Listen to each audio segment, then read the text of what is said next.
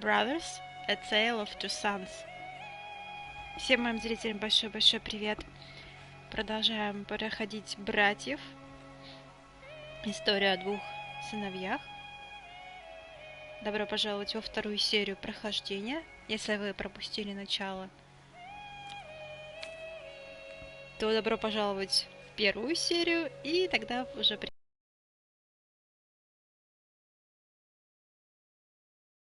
А мы продолжим наше путешествие. В прошлый раз мы помогли семейству каких-то великанов. Так, интересное сохранение.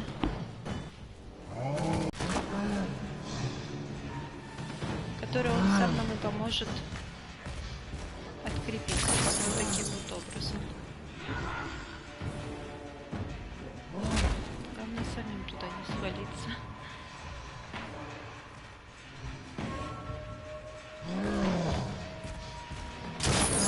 Так.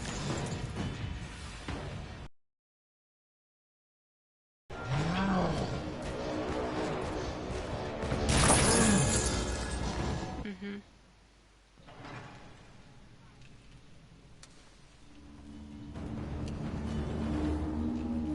Меня убили.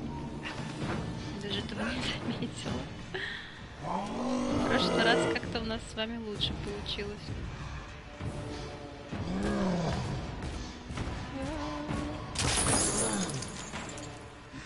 Я как-то даже не поняла, что он меня не отбежал.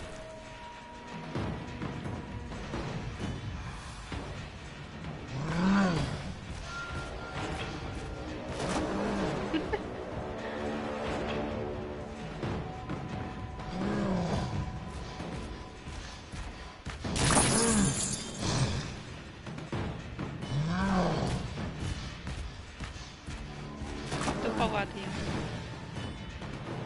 Но вы уже, я думаю, в этом убедились, что этот товарищ довольно туповатый.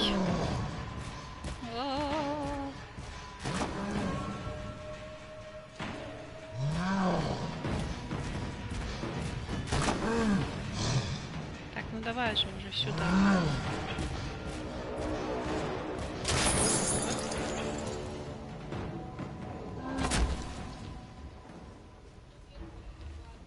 Ну и теперь сюда. Так, молодец.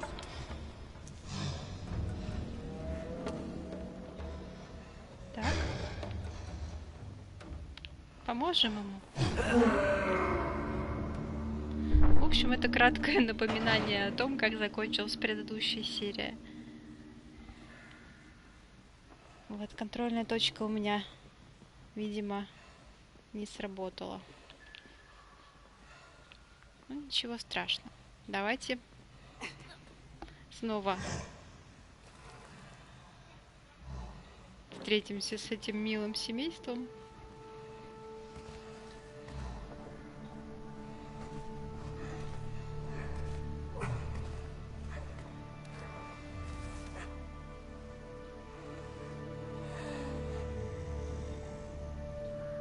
Которые указывают нам дальнейшую дорогу.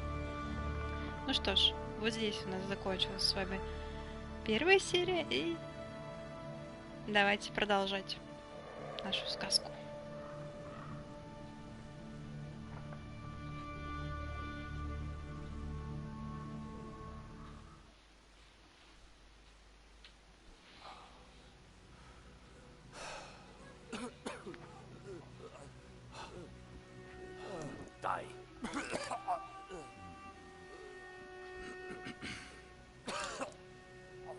Отец сыновей в тяжелом состоянии.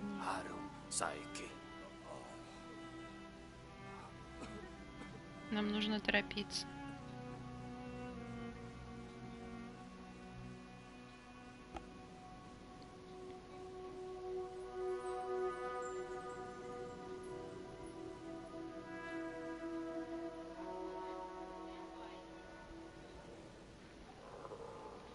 Итак, значит, прошел день.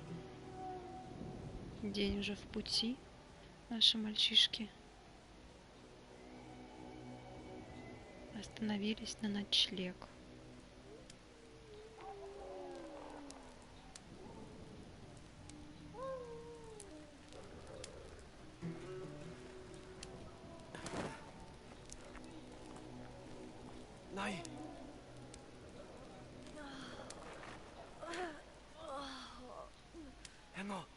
Что же вы не дождались утра?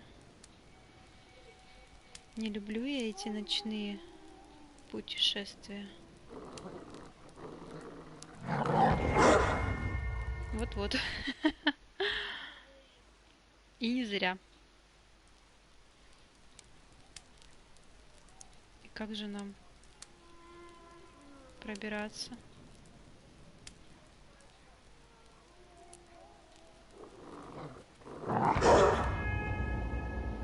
Теперь маленького съелопали.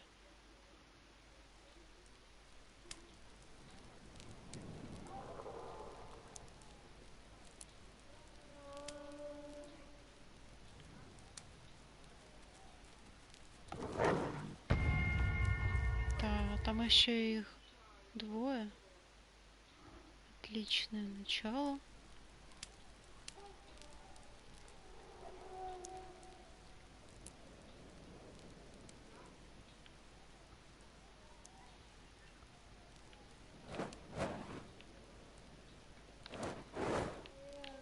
Да, может его отгонять можно?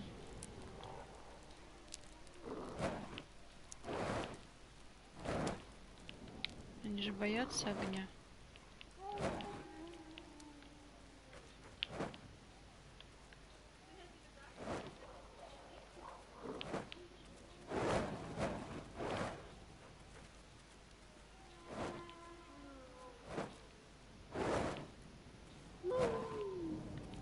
Ой, маленький, иди сюда.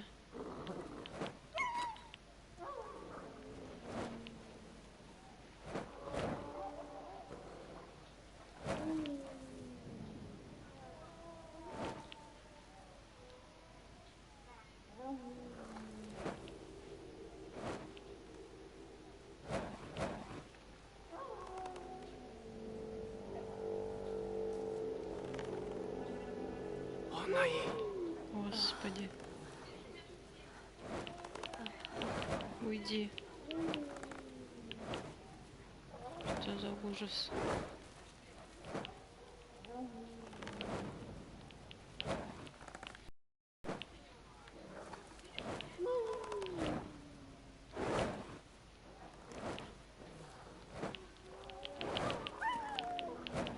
Уйди отсюда, собака.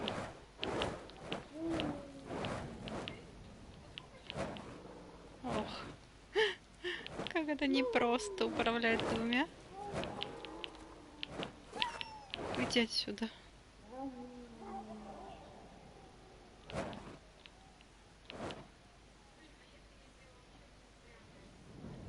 Так, давайте, ребятишки.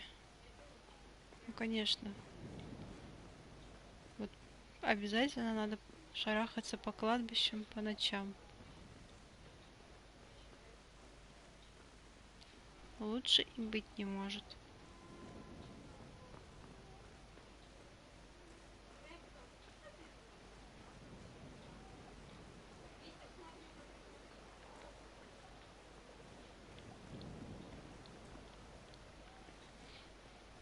Так. Очень интересно.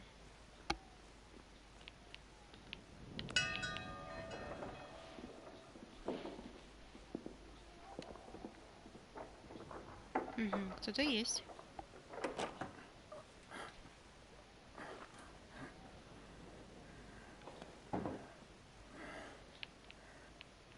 Добрый вечер.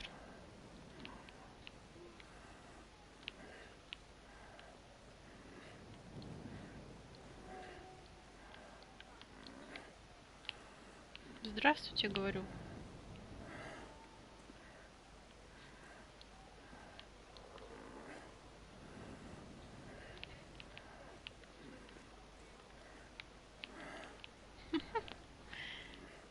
Да,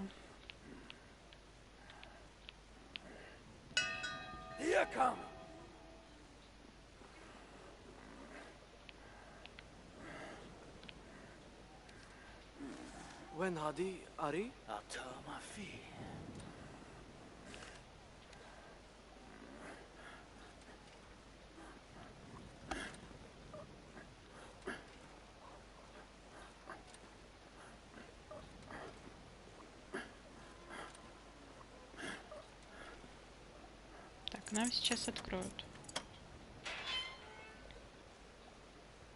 О.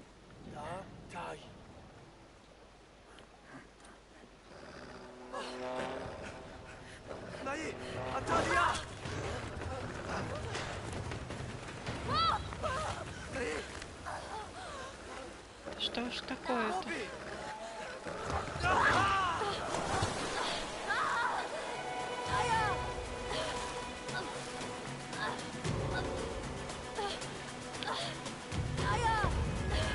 Маленький же не умеет плавать.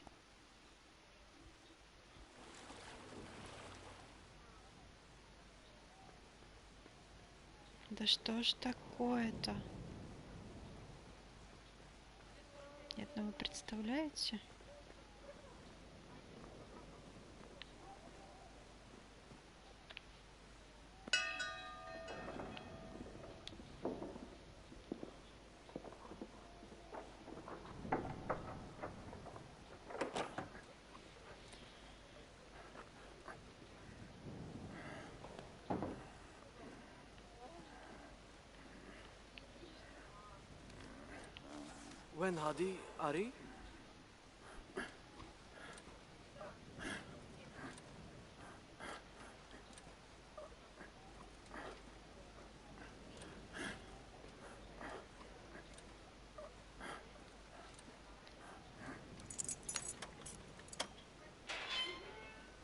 Как бы так быстро сообразить, что нужно делать?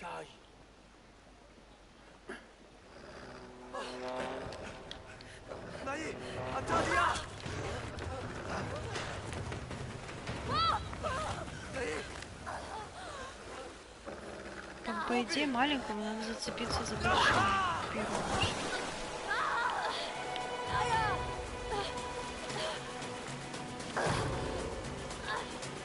Да давай же.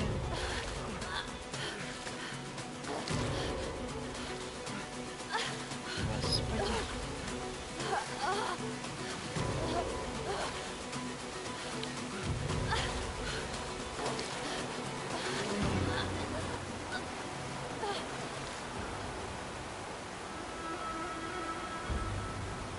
Ох.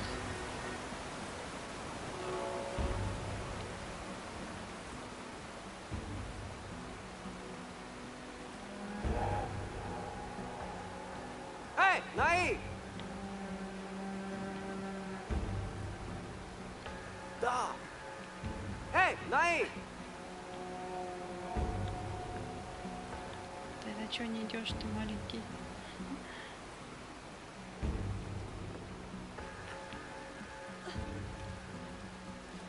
Так.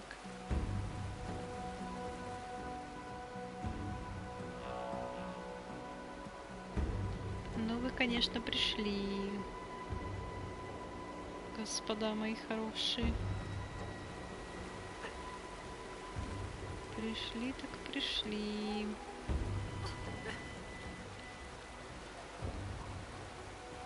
Так, сюда, что ли?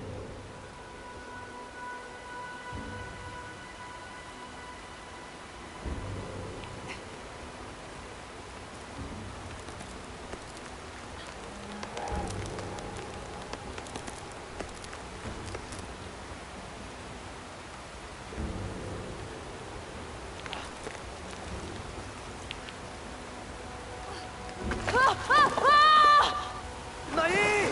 А!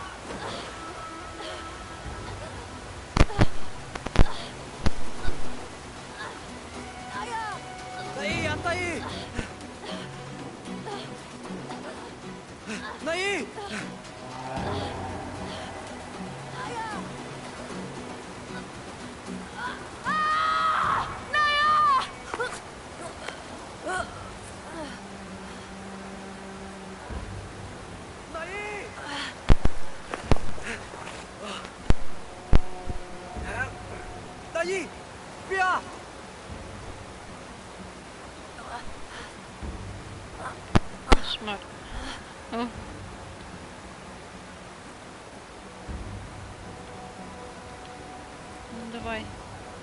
Что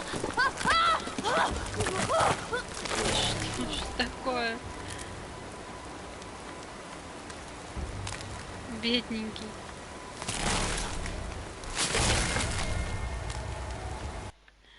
Ой, откуда же мы сейчас начнем?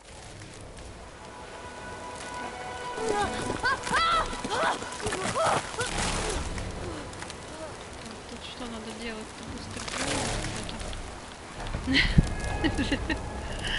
Ой, не могу. Не подружусь я никак с этим явлением.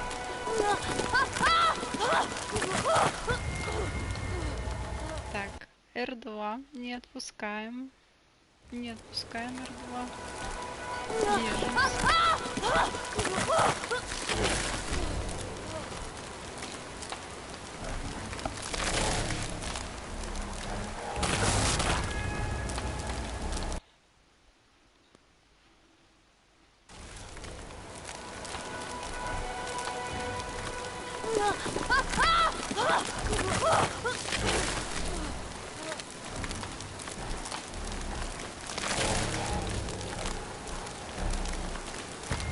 Я не знаю. Не понимаю, куда.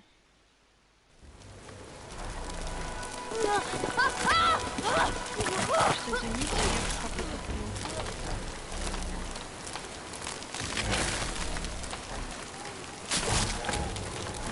С тем бревном.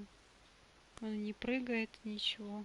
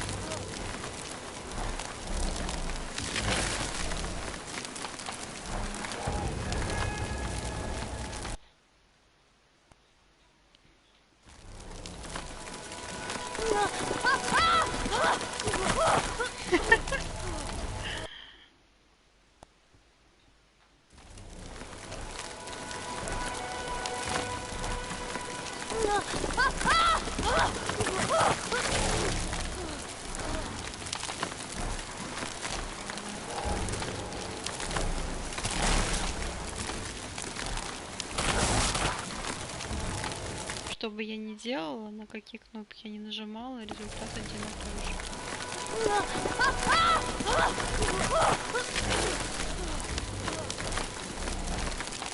Не слишком высоко, чтобы он мог запрыгнуть.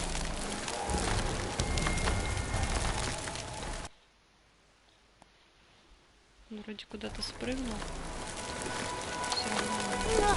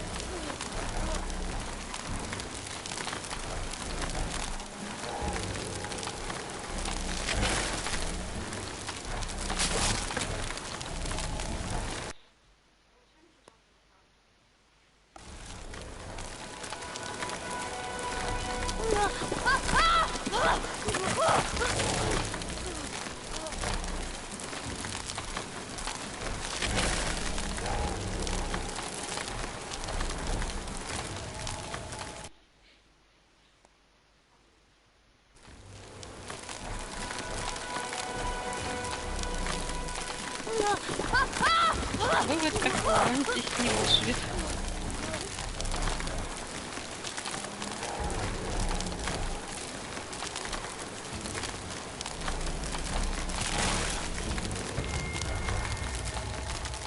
Ой. Это что было уже?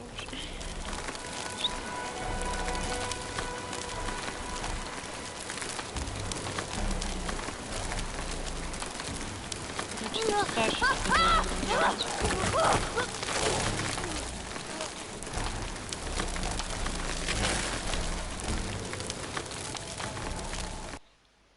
Круто, он вообще веревку как будто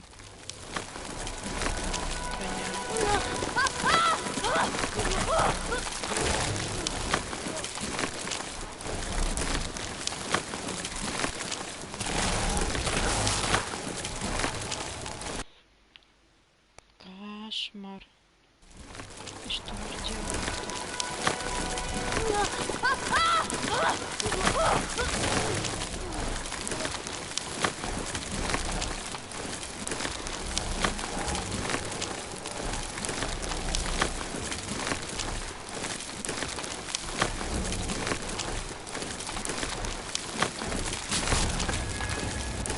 Здесь тоже убиваются.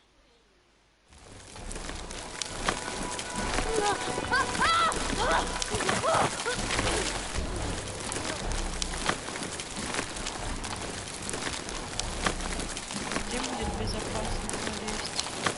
Здесь?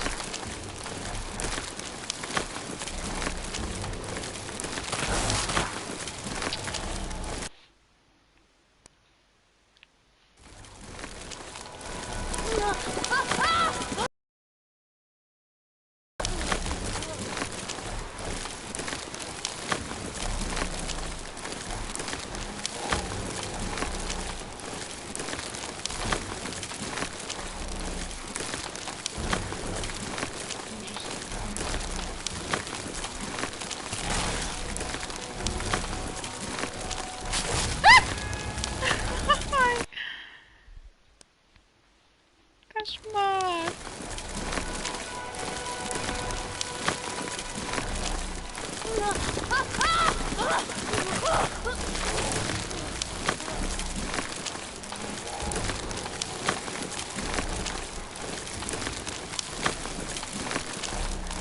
Что за место такое? С щупальцами.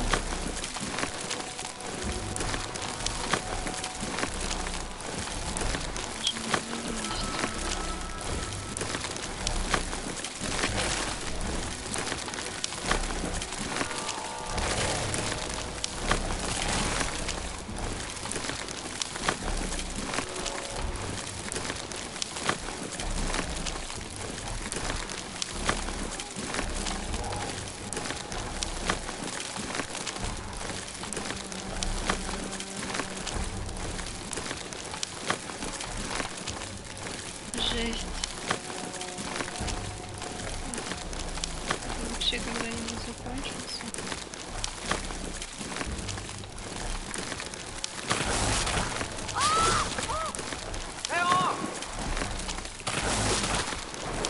Так и должно было быть. Окей.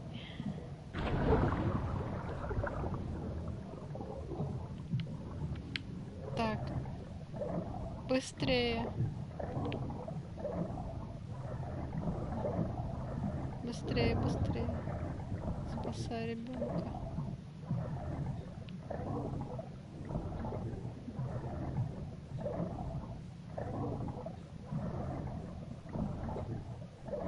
Ох.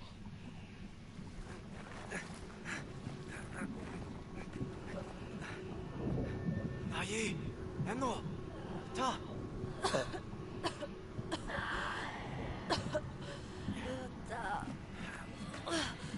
Бедный, сколько раз ты умер?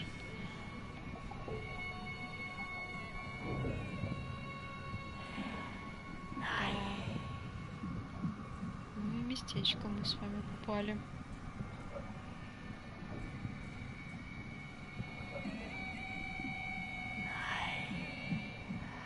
О,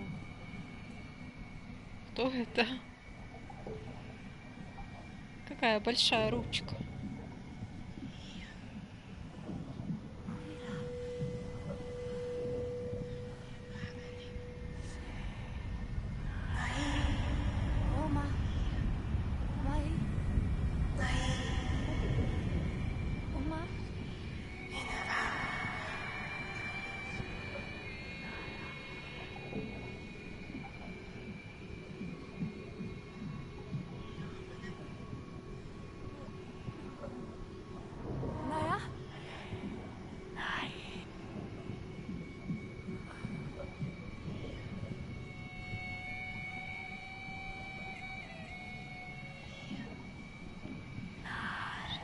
Психодел. Эй, очнись. Ты кто? О, мамай.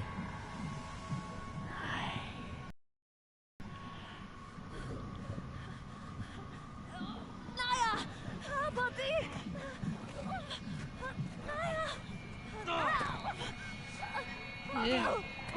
Что?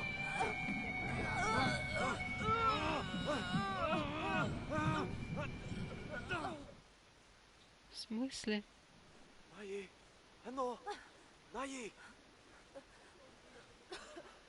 Ага. Окей. Сон.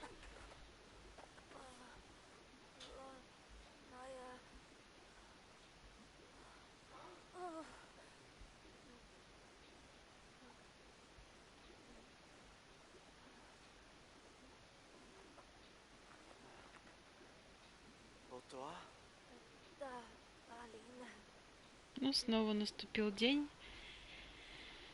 И это не может не радовать.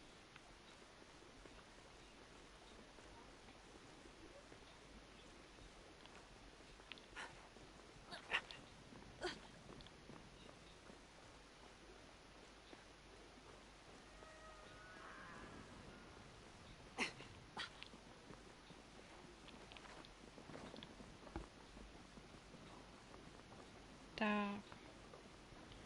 Надо перебраться.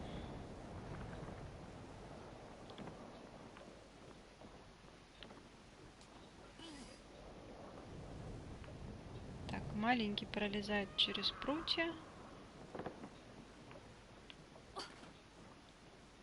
О, ясно.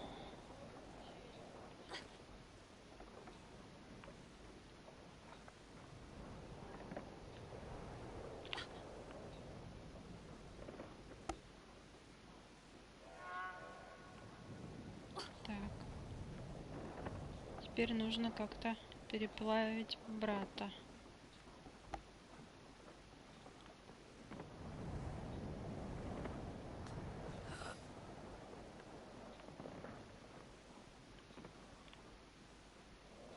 Ну, давай.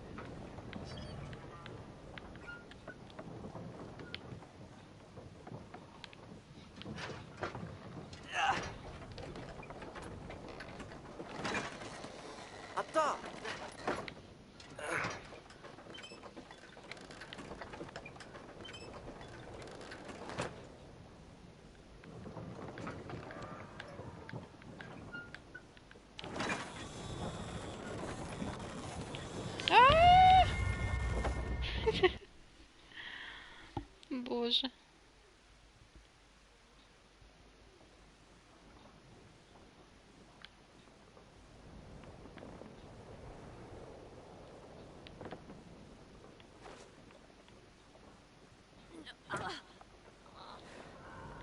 Ну, ППЦ.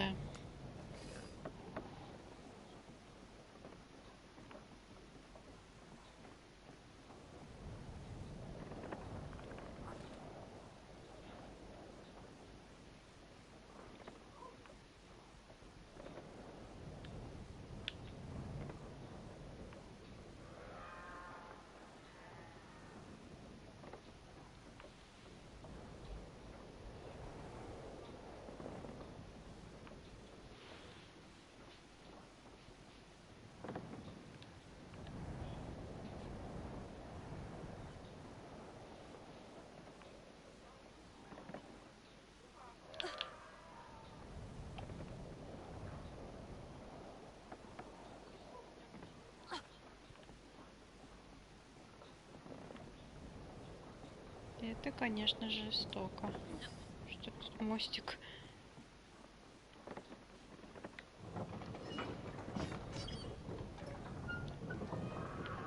Нифига не фиксируется.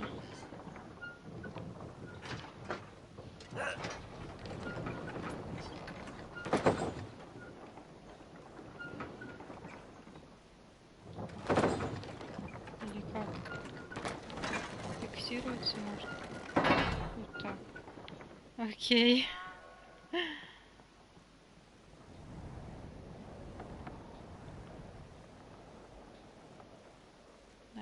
уж думала, тут экстрим.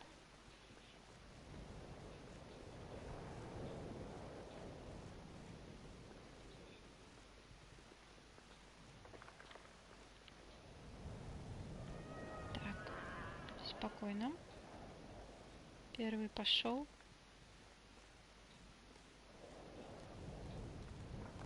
Второй пошел. Господи. Так, право-лево, не путать. Так. Второй пошел.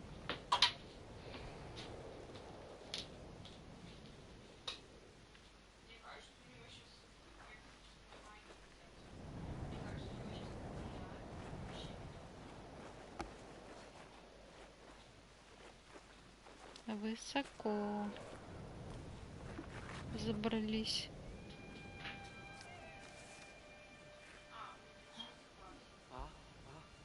Дали.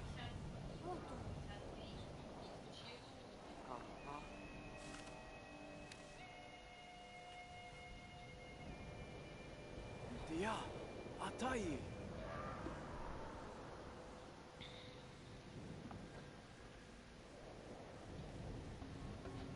Угу. Ну, пойдем.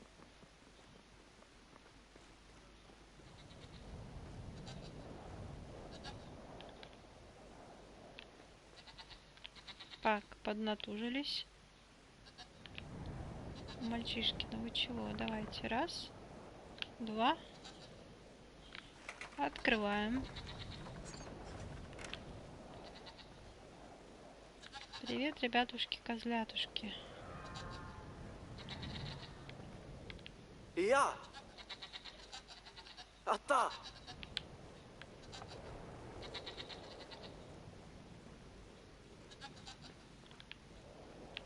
Куда ты предлагаешь? Я предлагаю залезть на козу и поскакать. Давай. И ты тоже садись. Горные козлы поскакали. Что происходит?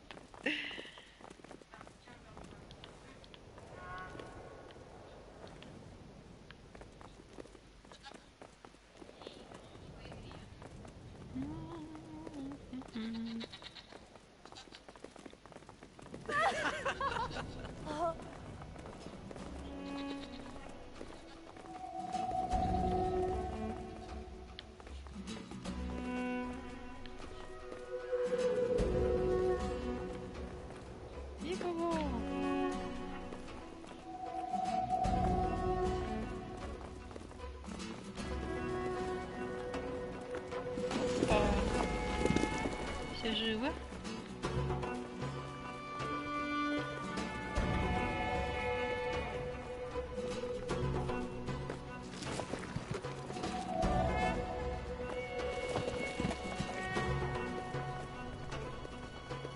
Вот это прикол.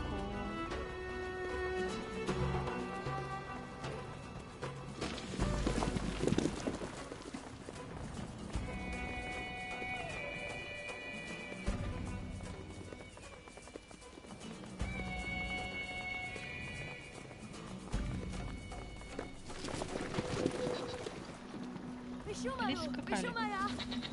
Джумара. Так. Спасибо козлам.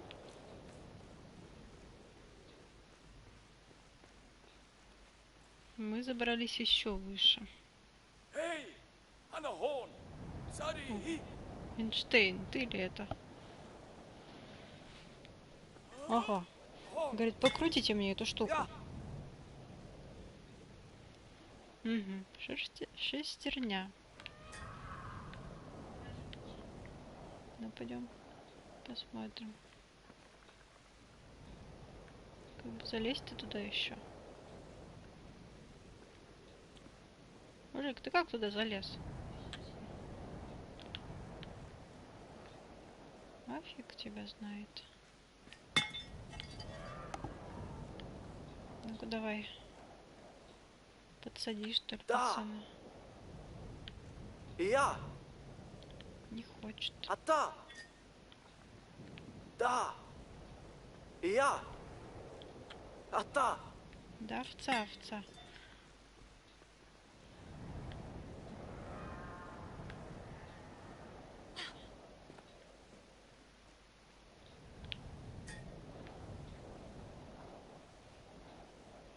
Ты не можешь шестерней прыгать? Видать, не может. Как же быть? Ага. Да, наи. Он. Все просто.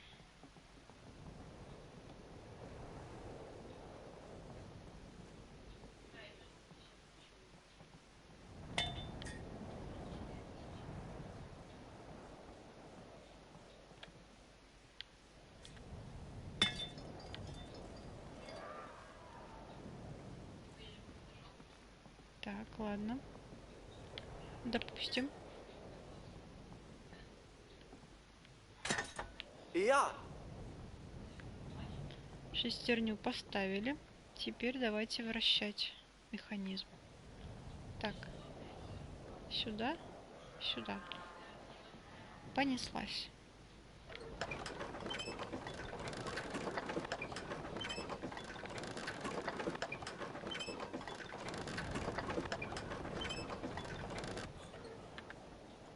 Ага. Пошли за Эйнштейном.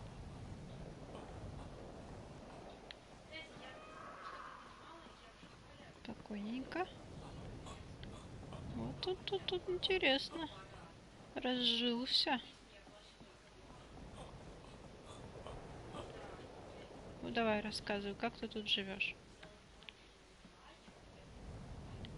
Ил. Вендахи. Алатия. Iya. Vale. Са.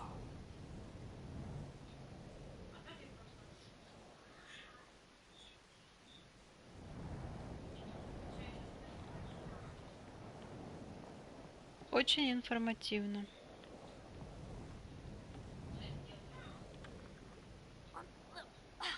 Ah, Kai.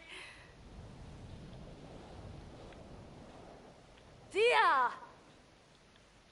Да. Ah.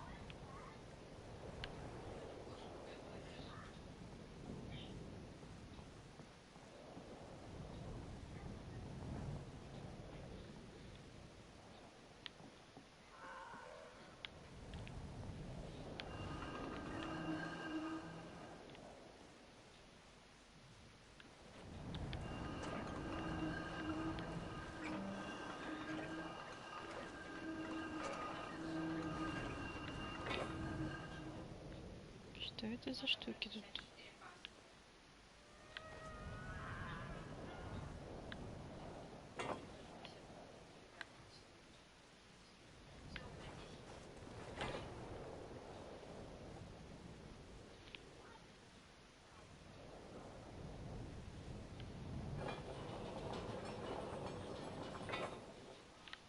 Угу. Эта фигня поворачивается.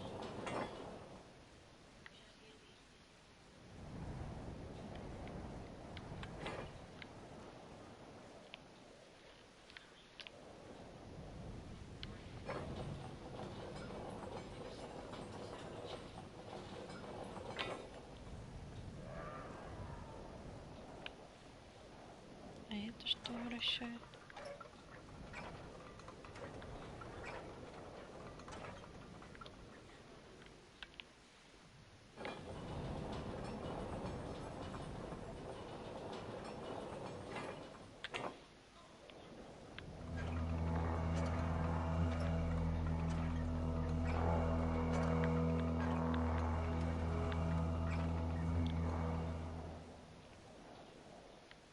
Куда ее надо повернуть, чтобы она дула?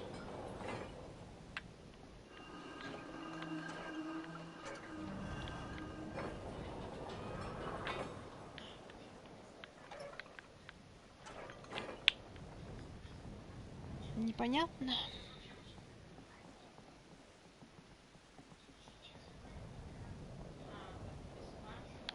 Да.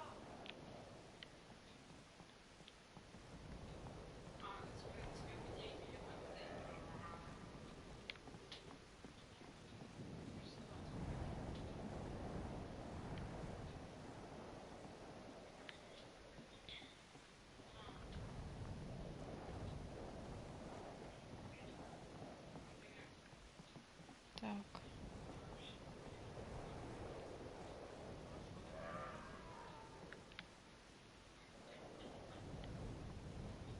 Там какой-то самолет, что ли, стоит. Как на нем полететь?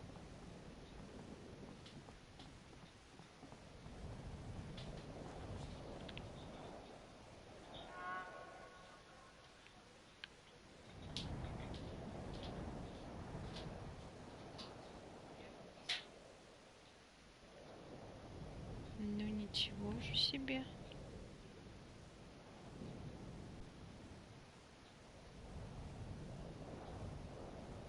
Крепость какая.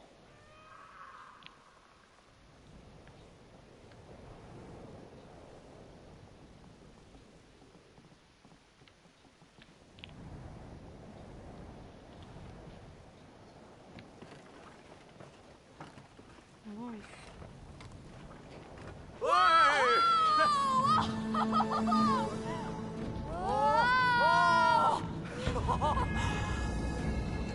Да, радость была недолгой.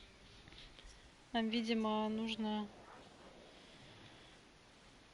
как раз-таки направить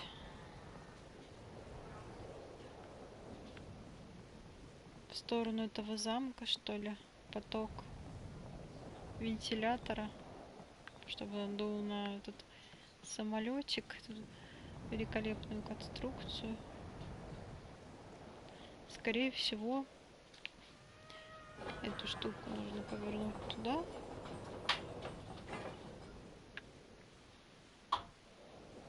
А что дальше? Никак?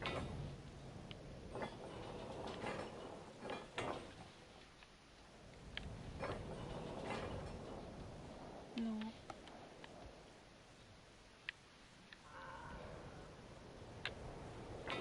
Ну ладно, давай так попробуем.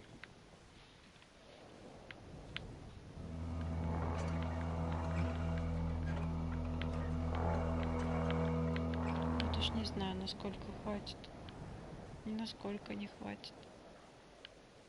Оно крутится только когда крутишь.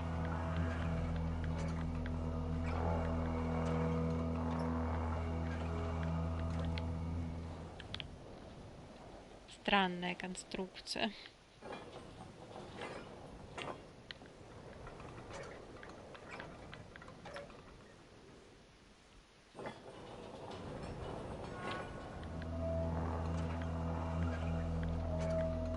Так, в любом положении, что ли, она заканчивает крутиться. В общем, только в ручном режиме. Никакой автоматики. Странно, действительно.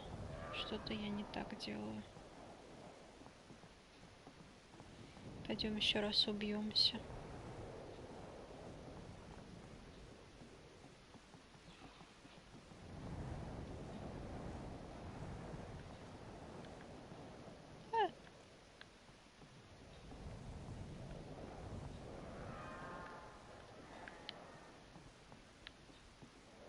Эх.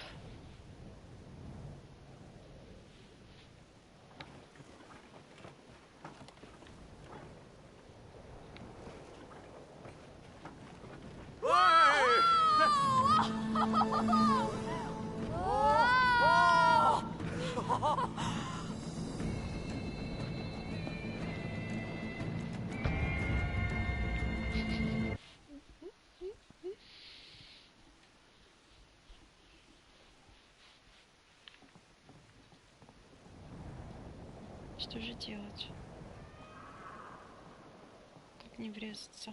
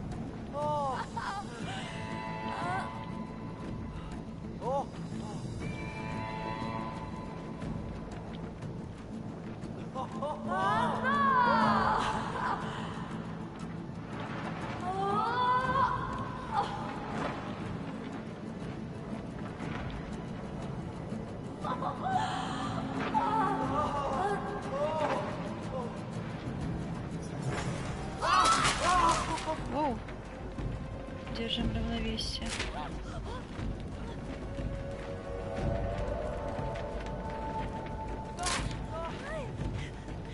Видите, как здорово. В плане того, что основная идея игры, что вместе мы сила. Взаимовыручка. И вы можете долететь до неприступной крепости.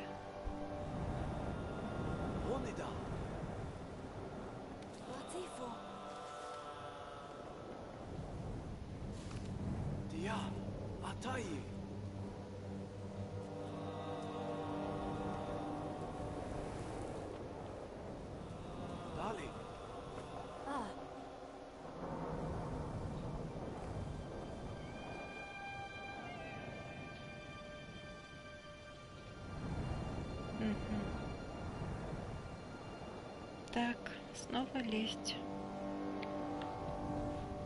Немного Лары Крофт. Так, и они у нас с веревочкой связаны. Ох. Давайте пробовать.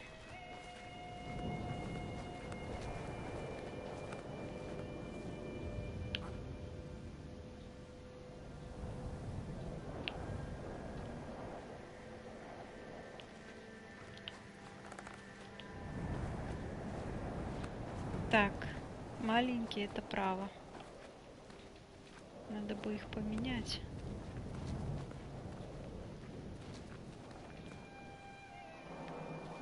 А то у меня все путается в управлении. Так.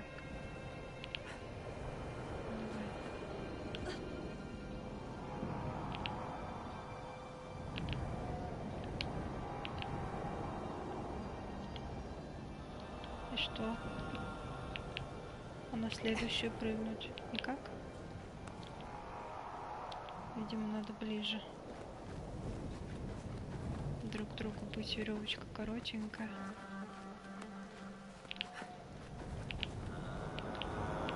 Господи, убьемся точно. Что же делать-то?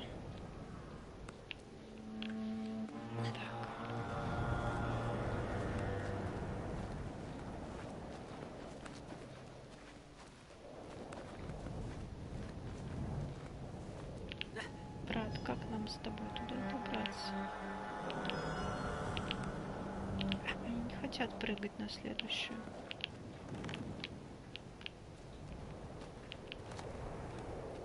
На следующий вот этот кругляшок.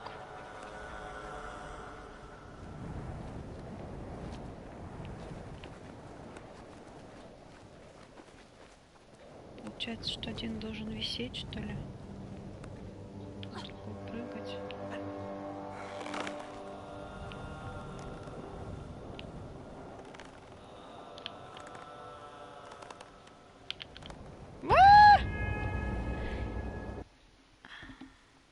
Допрыгались.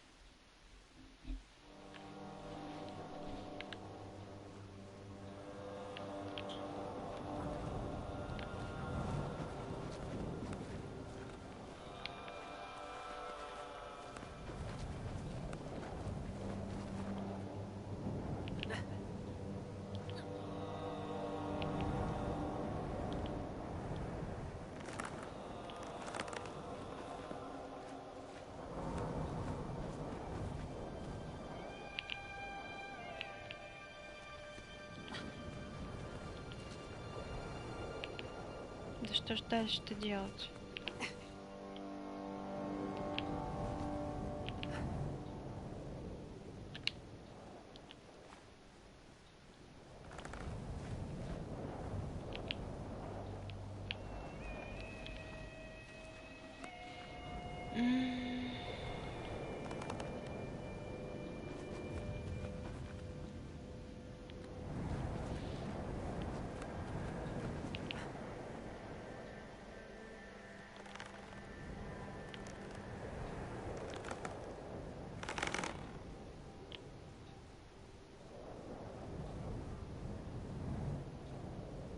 Так, теперь надо большого раскачать.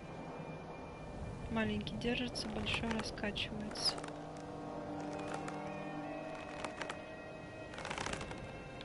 Хитро. Отпускаем маленького.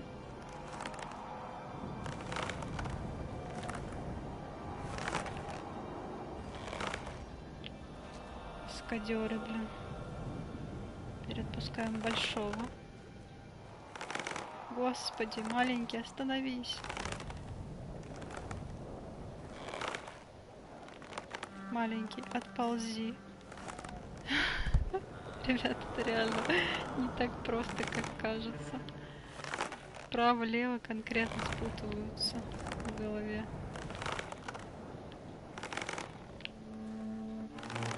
Едь! Едь твой налево, держись.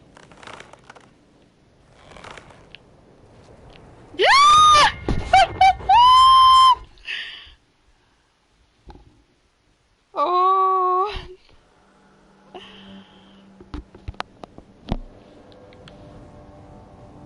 Я не специально.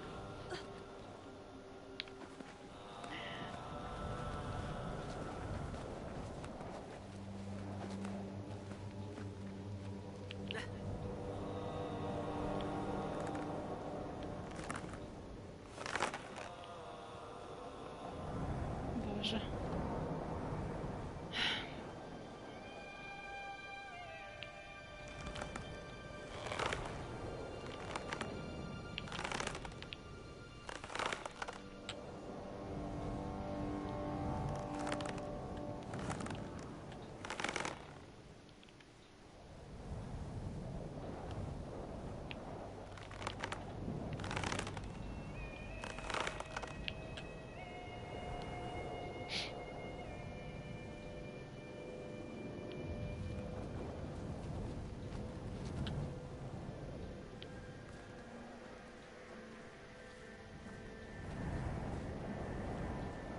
Придумано, конечно, прикольно.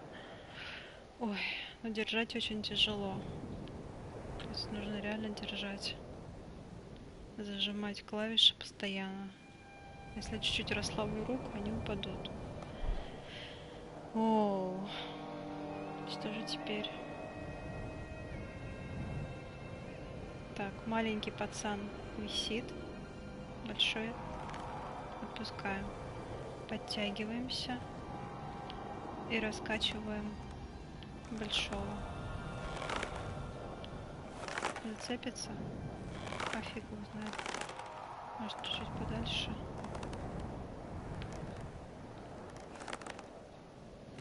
Я не знаю, честно, зацепится он. Зацепился. Теперь большой пацан держится. Маленький висит. Раскачивается. И цепляется.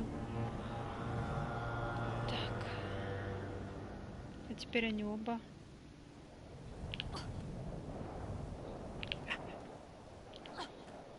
Лучше по очереди. А вот теперь что? Так, теперь отпускаем большого. Маленький лезет.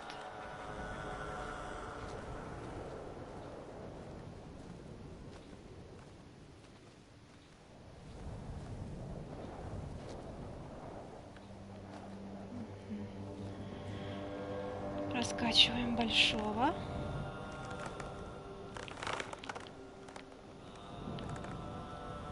Так.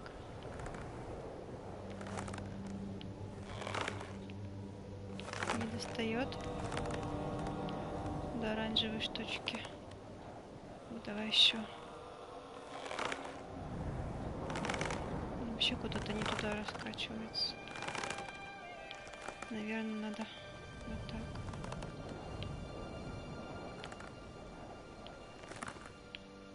Да. Короче, держим большого, отпускаем маленького.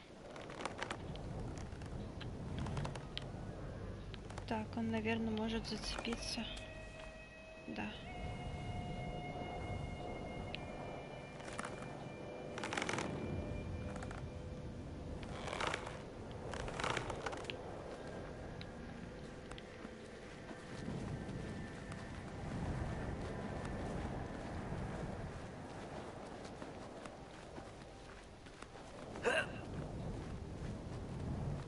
Да.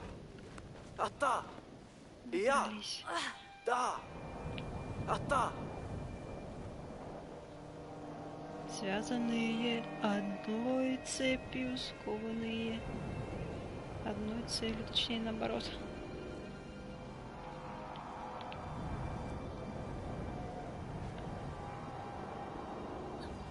Ох.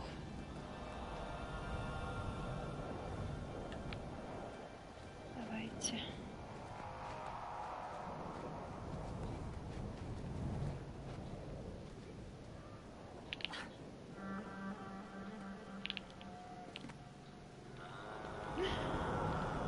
Красиво. Ата. Давай. У меня устали пальчики нажимать. Ата. Да. Как будто действительно держусь. Ну давай. Что ты там застрял? Полезли, бро.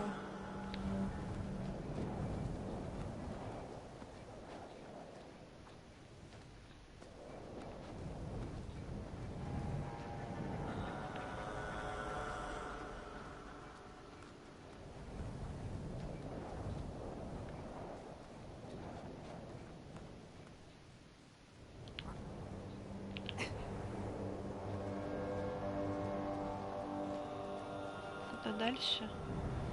Мне не очень понятно. Наверное, туда.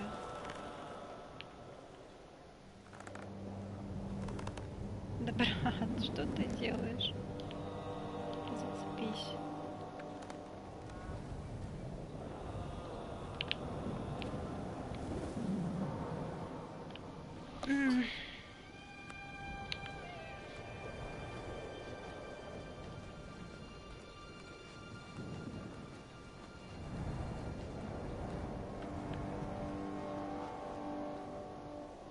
Хоп. Хоп. А, я поняла. Наконец-то я поняла, куда нам надо. Ата. Ата. Я думала, выше надо прыгать, а они Я. падают. Вместо того, чтобы прыгнуть. А надо вправо ползти. Ясно теперь. Вот так? Да...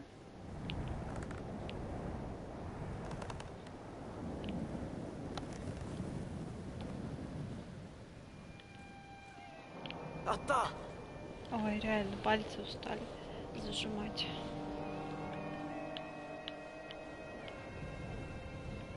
Давай. Тяжело управлять двумя персонажами. Концентрируешься на одном, а тут как бы на это и расчет, что за двумя нужно следить. О боже, нет. Как же я с этим справлюсь? Еще и с этой веревочкой.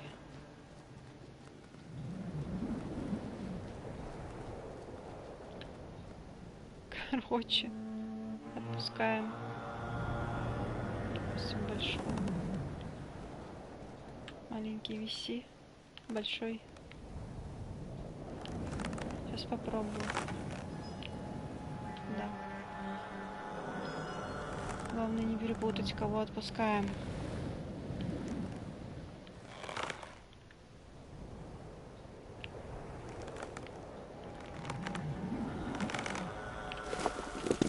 Боже. Это еще и разваливается. Не надо так.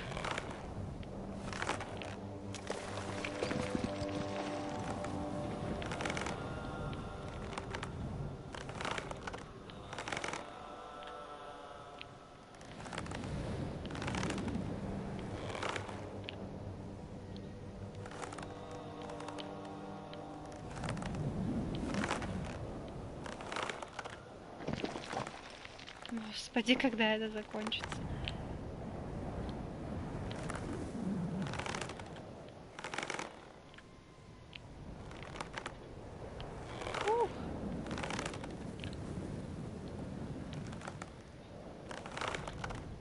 перепутать. Не перепутать. Не пер... Фух. Вроде все живы.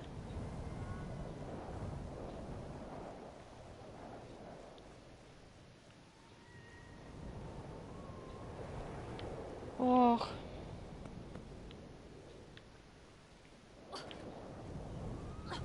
Ну давайте.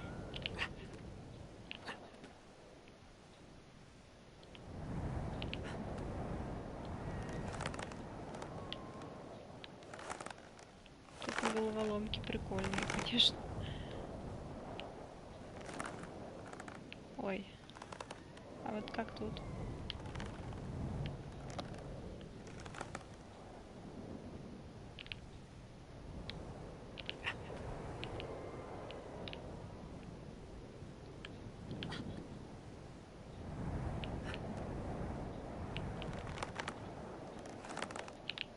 Это египетская сила.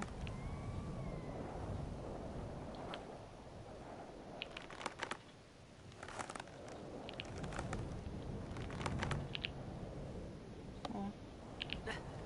Окей.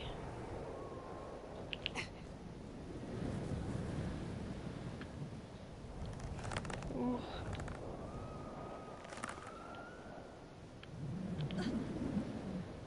Мамочки, что дальше-то? Что дальше?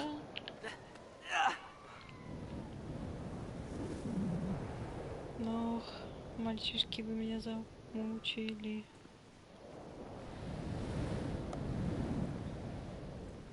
Не урони маленького. Не урони мне маленького. Старшой. Не вижу. Куда они идут-то?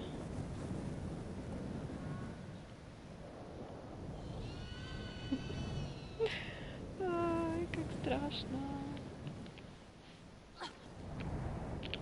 Опачки, опачки. Оба-на. У меня мозг заболел. Ай, не могу. Не надо было отцепляться.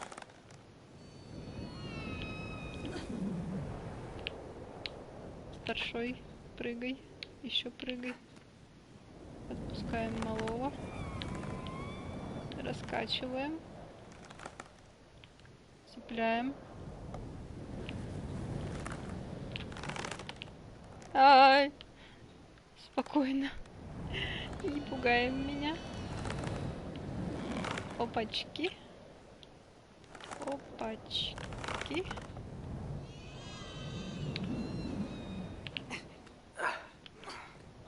Есть.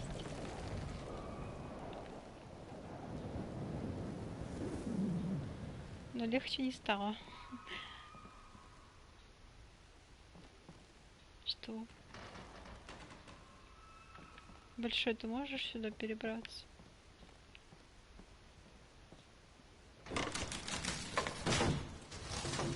Да офигеть.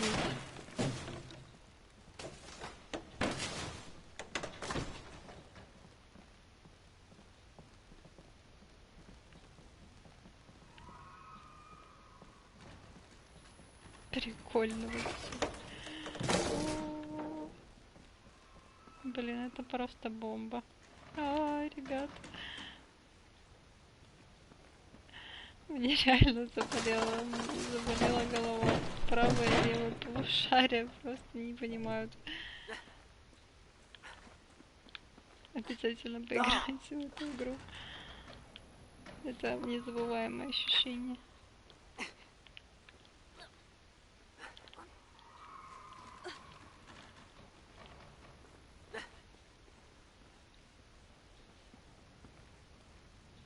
Так. Развлечения продолжаются.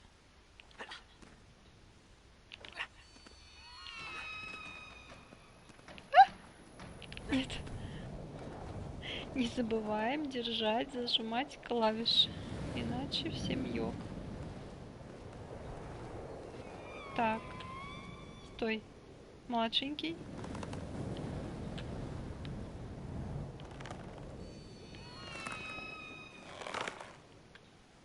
старшенький. И теперь, наверное, наверх.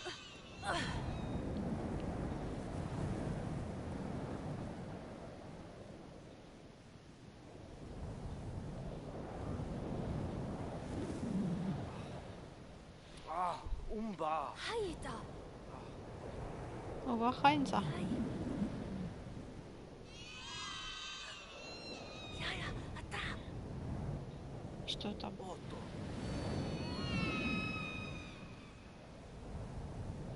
Так, все, веревочку мы сняли.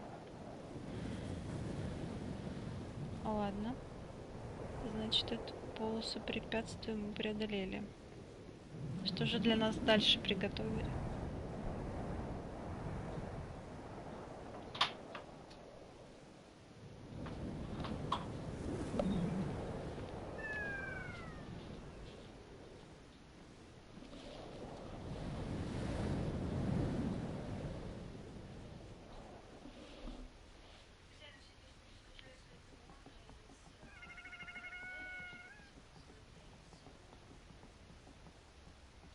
Прикольно. Стульчики, книжечки. И что нам тут делать? Куда? Ну-ка, идите сюда, вас вообще не вижу.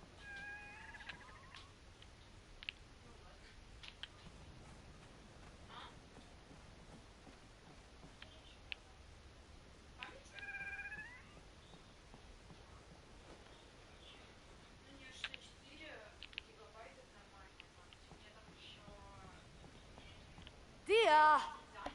Най хон. Я.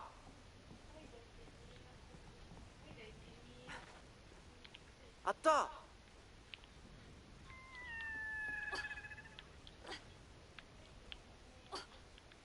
Ата.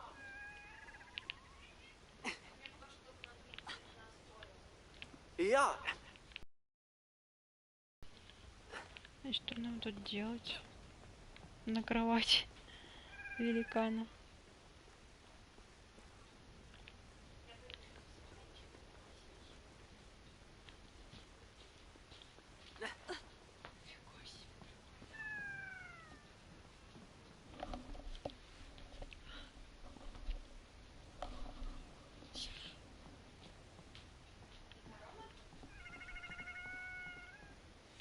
Так.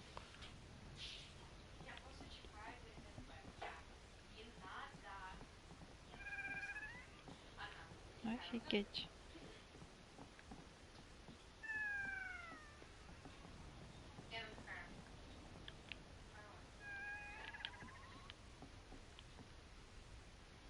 Эа. Ох. Ара. Дахи.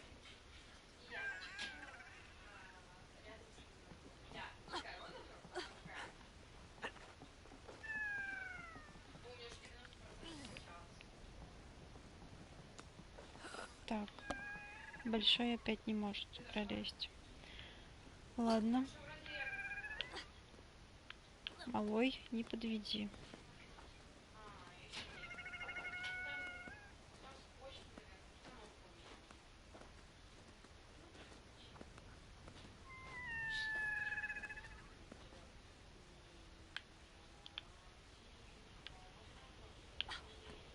Ная. Эно. Ная. Ата. А что Эно. делать-то? Ата. Я. Ная. Ата. Эно.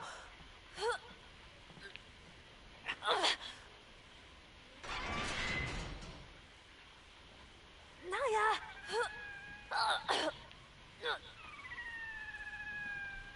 Ну, боже. Моя ты прелесть.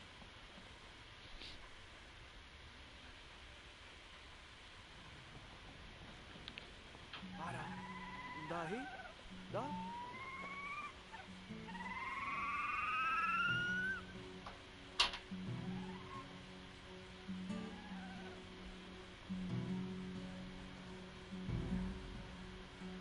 куда ей лететь? Она вся в крови.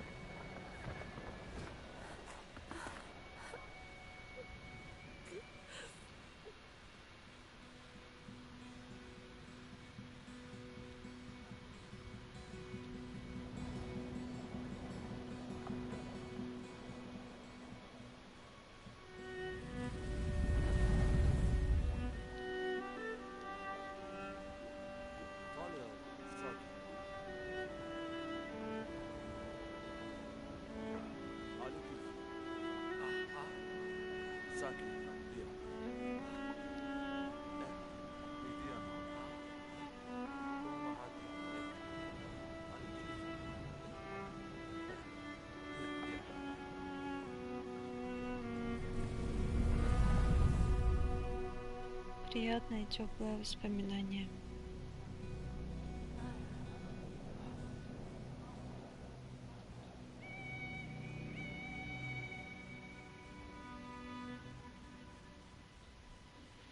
Ох.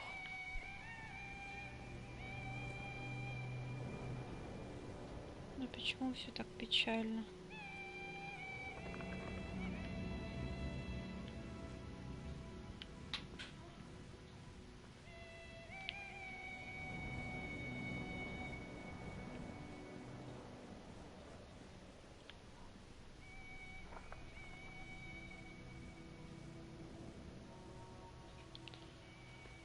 Ладно, друзья, продолжаем путь. Нам нужно спасать отца, вылечить его, найти лекарство, исцеление для него.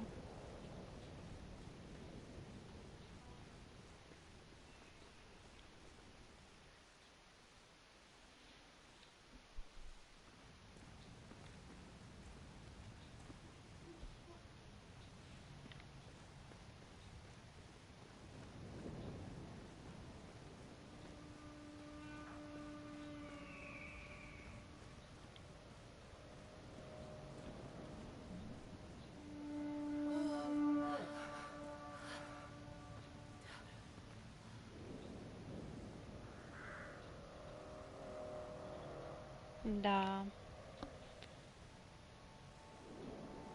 Отрадная картина.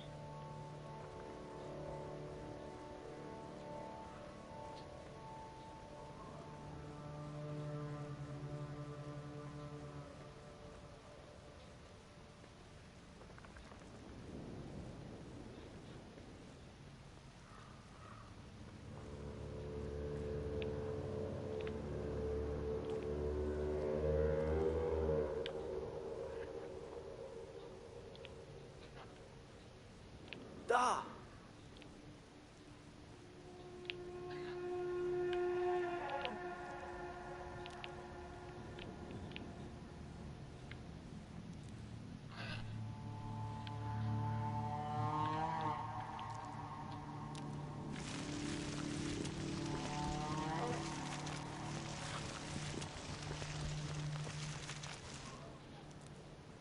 Какая прелесть.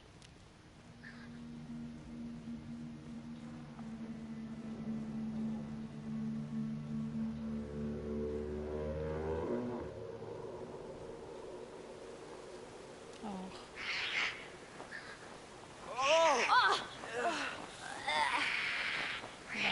уж. Не то слово.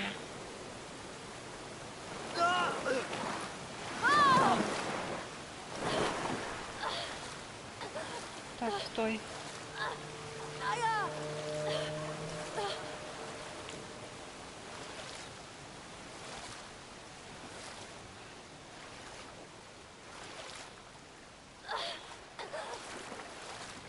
Маленького братца пора учить плавать.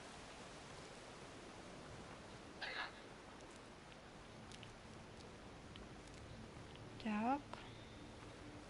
Маленький забирается.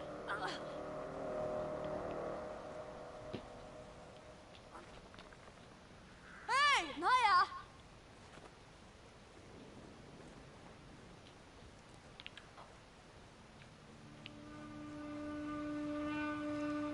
Эй, Наи! Да тут твой Наи.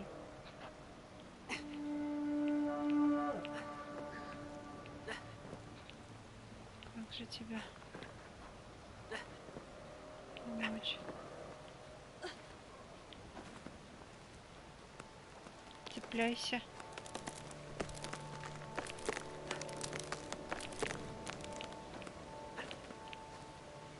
Давай, цепляйся за малого. Вот так. Две сосиски. Все. Идем.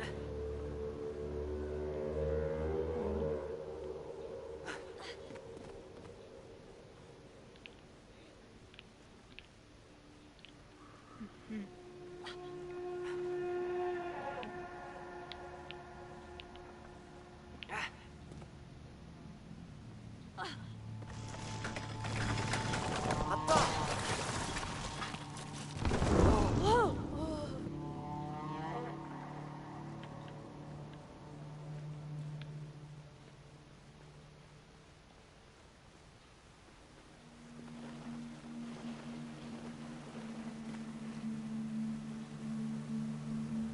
Ну и местечко.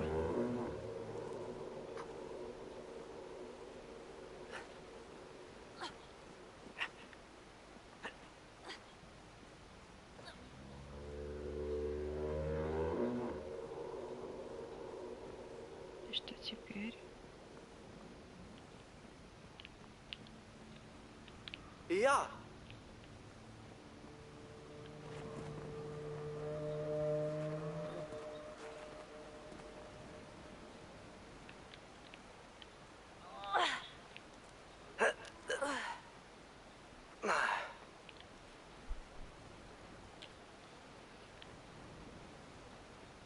Никак говорят.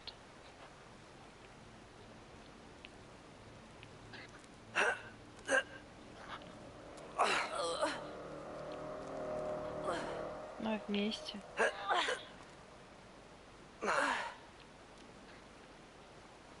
Странно. Отта!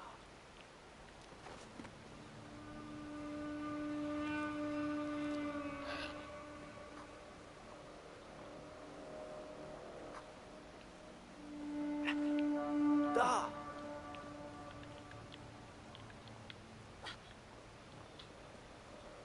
Отта!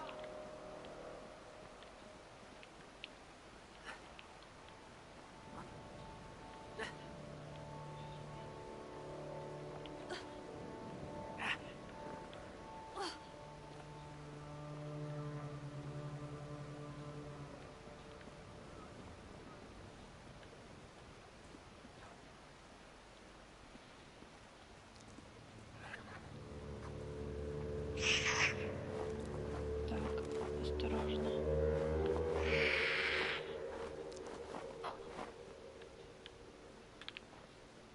Я!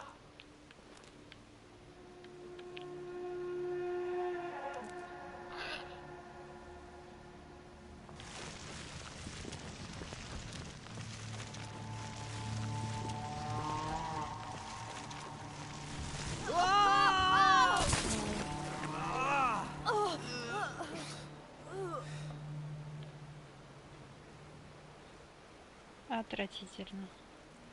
Но ему уже все равно.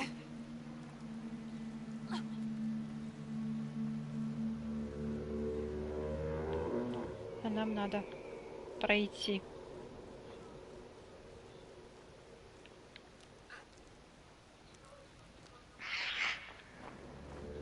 Так. Что тут у нас?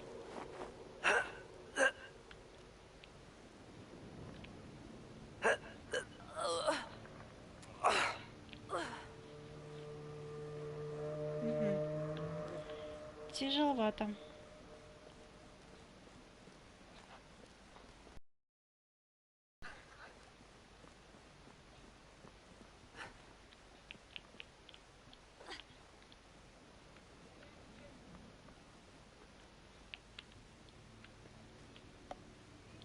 Ата! Да!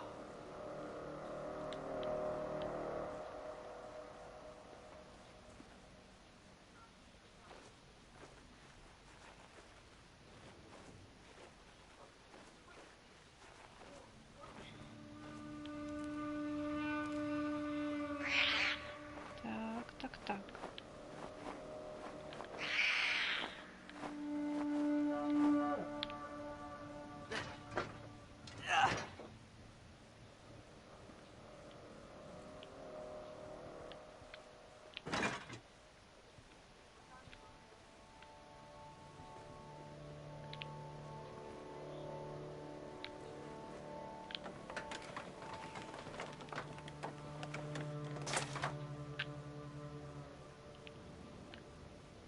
Натянул тетиву. 3. Naya laba. Valila. О, наи! Я! То ли это великаны, то ли мы лилипуты. Непонятно.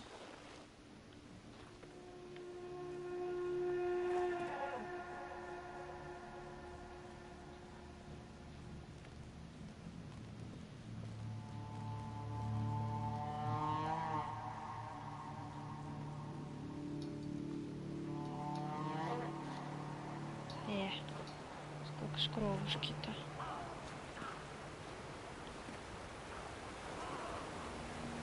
Прямо на реке.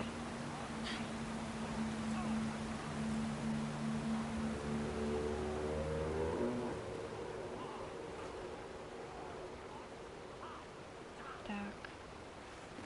Что дальше по расписанию?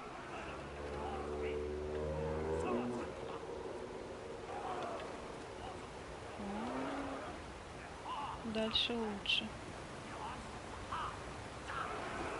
Что-то мне туда совсем не хочется.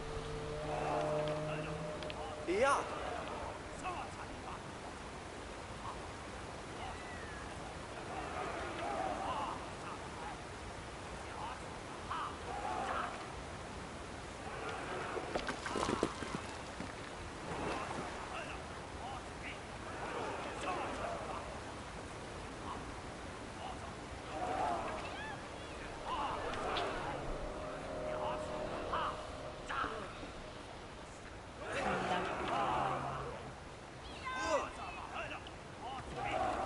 Милота.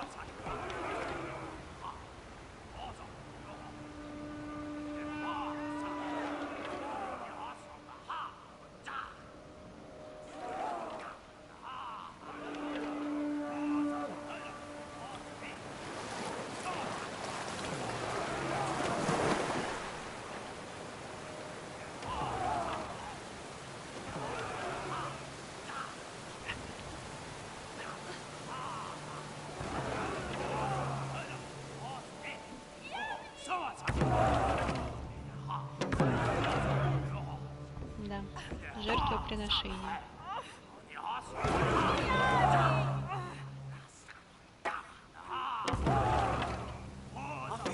Я сады! Kifadia. Такиба! Да! Ой, чувствую, это будет нелегко спасти ее.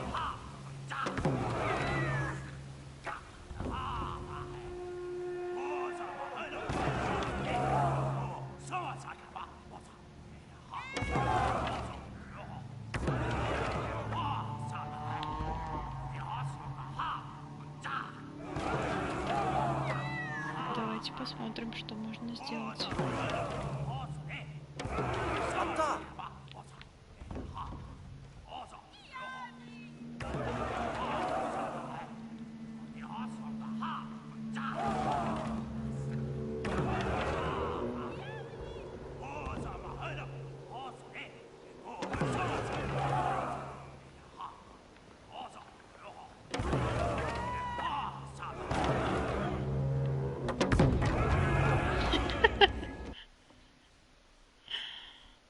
Ну да. Я очень хотела им навалить. Да.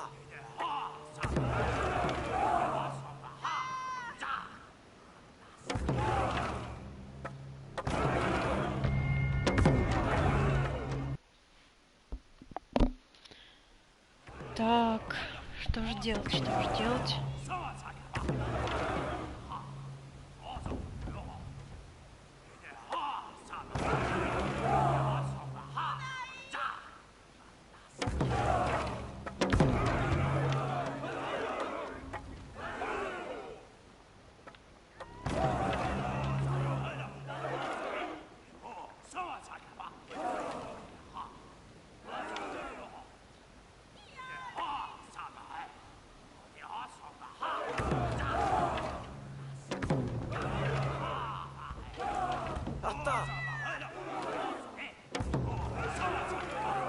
Их так-то много.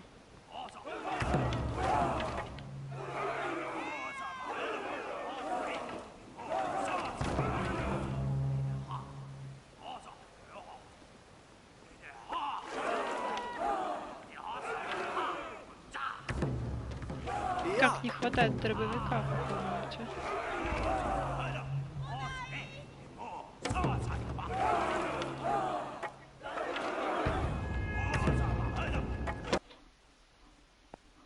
Вот это мы попали.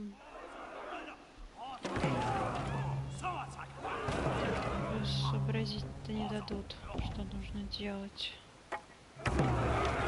Отстой!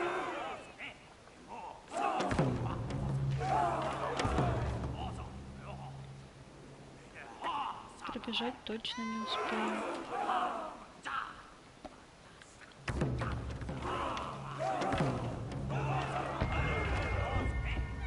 Нет, стукнуть ее нельзя. К ней подходишь, автоматически гибнешь. Даже если со спины.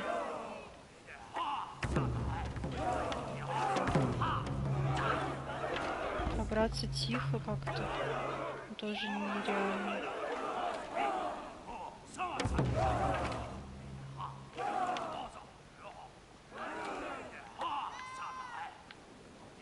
Да, движись ты.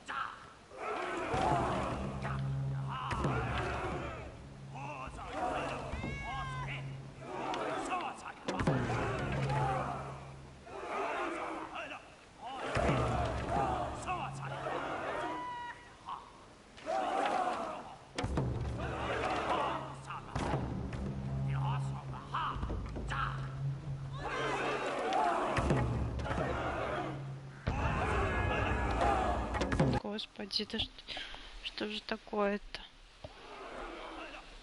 Что тут делать?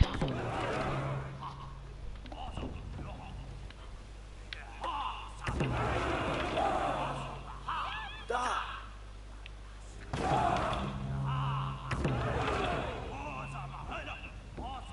Видимо, надо на что-то не наступать.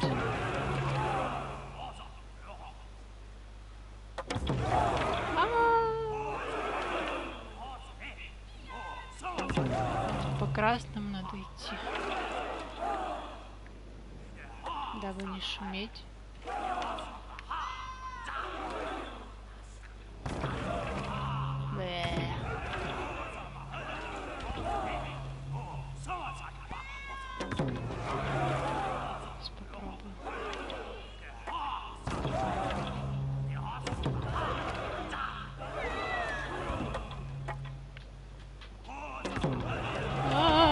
Убиваю. Наша кровь тоже потекла.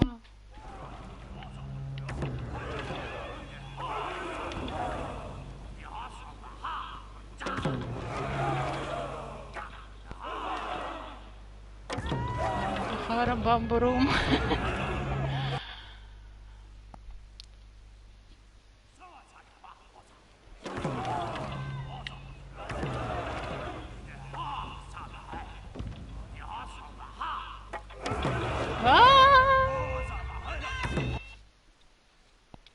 Нет, что-то как-то нет идей, что делать.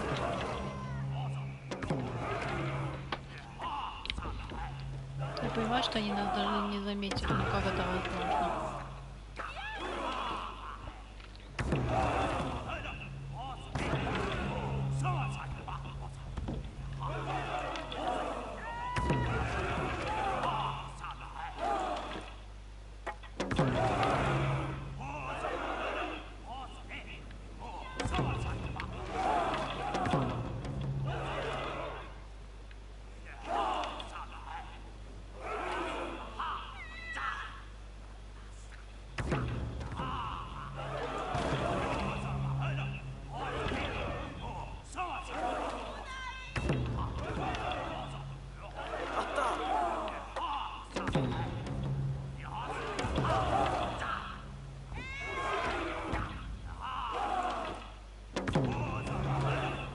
Что камера так поворачивается?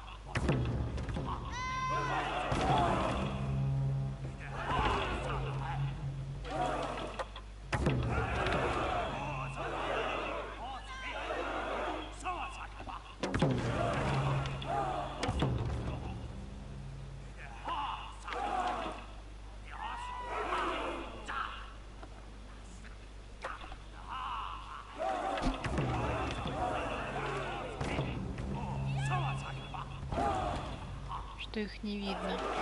Вот вид сверху вообще непонятно.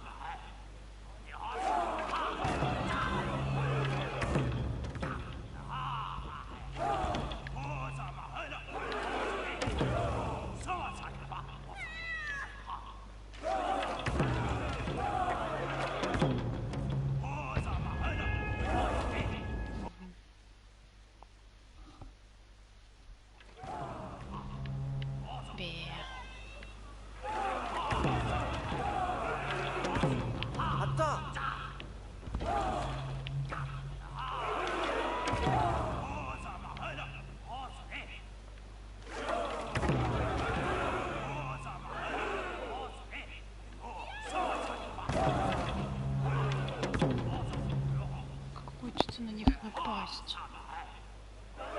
Стелс это не мое.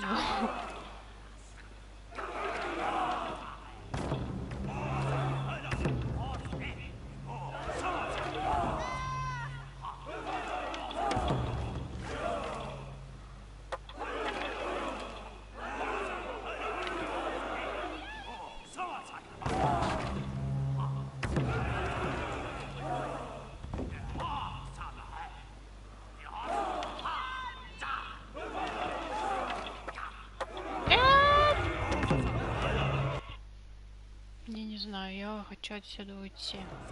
Я не вижу логики. А уйти некуда. Все, только вперед.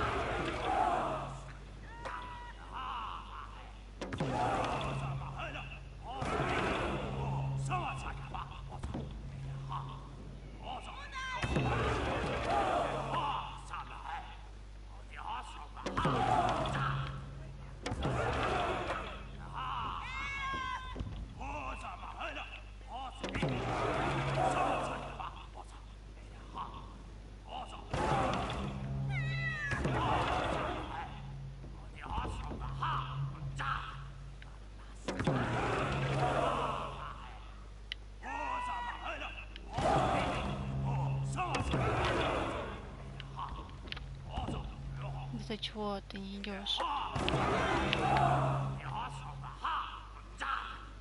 Не идет. Да мы отсюда пришли наоборот.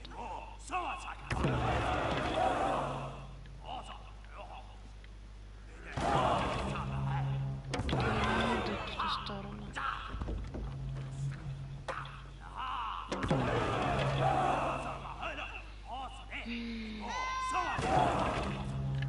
Да,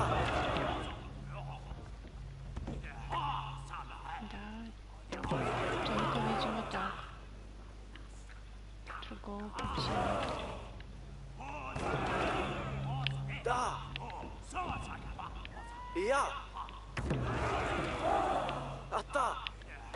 Да не хочу я туда. Не хочу туда идти.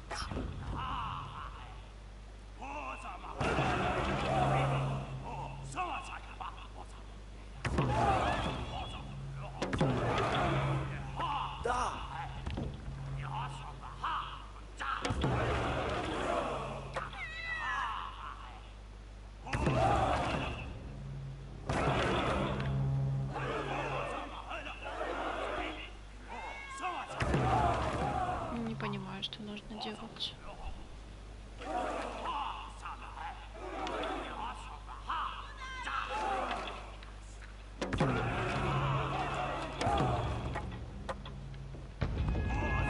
них нереально убежать, чтобы пытаться их отвлечь.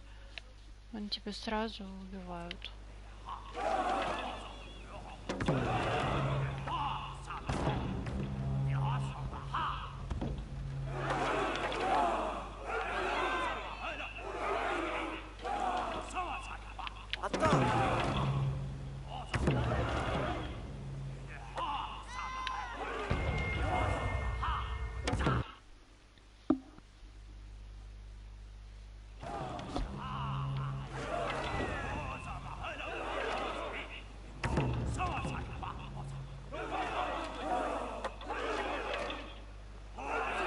Что вот я делаю не так, что они меня замечают? Ах, господи.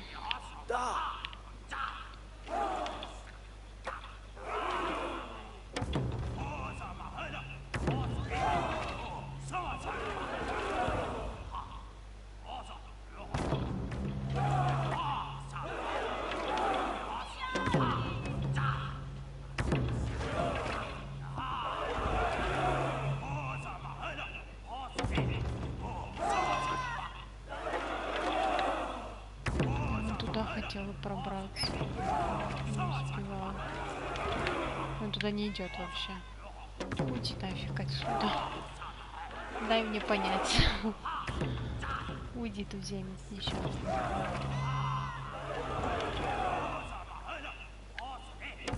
Да отстань, какой противный, а.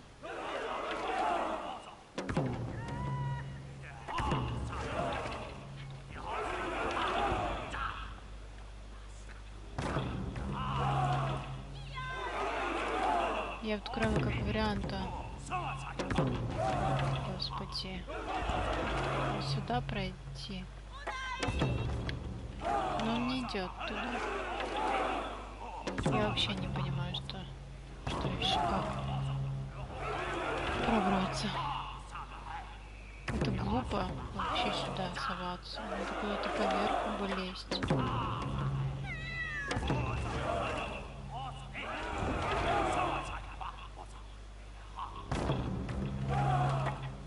Ничего не успеваю предпринять и сообразить, как на меня нападают.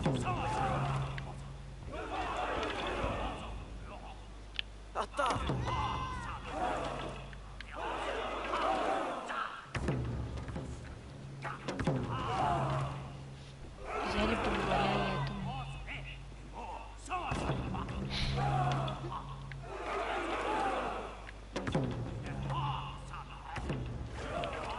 Какая глупость, господи.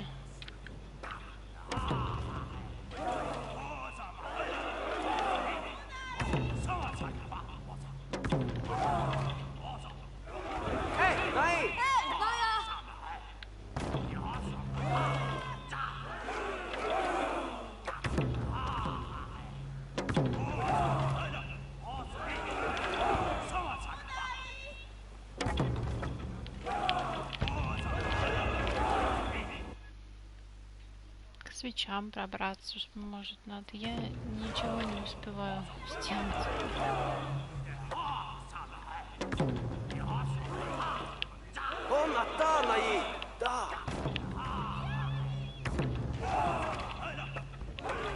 Дайте мне хоть понять, что надо делать.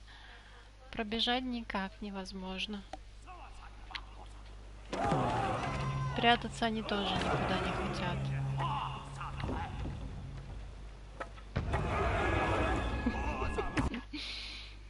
Заводовая.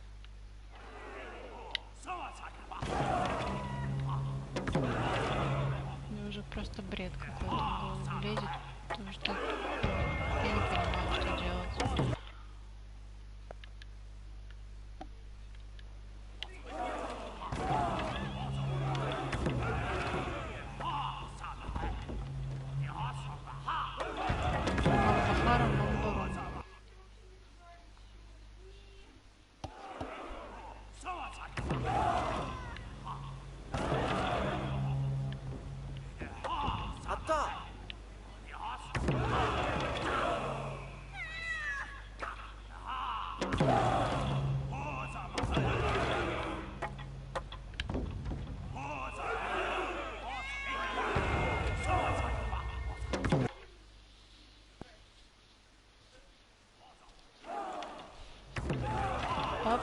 Поехали.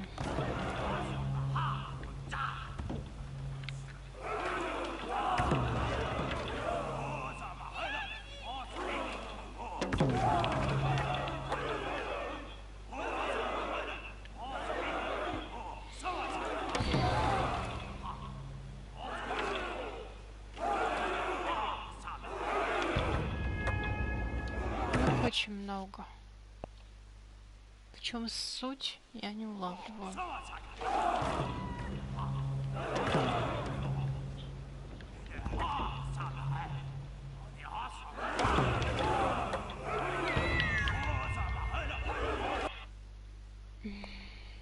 Холя-холя.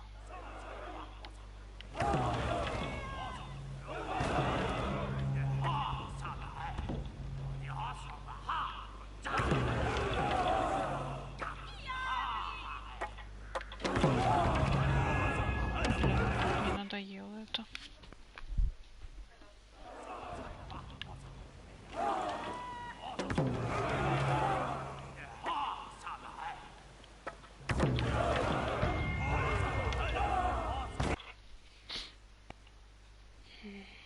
За что надо залезть, зацепиться, спрятаться, я не вижу.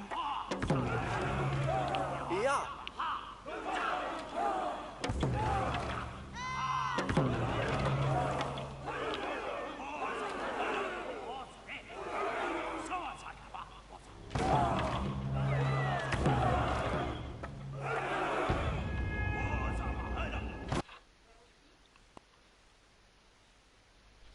Тупо механически повторяю одно и то же, потому что я не знаю, что делать. Da. А там. А там. Показывают куда-то туда.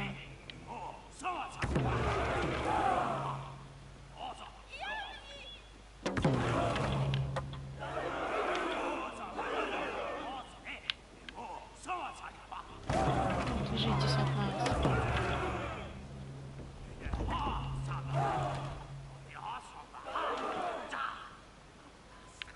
Я не хочу застрять на каком-то тупнике.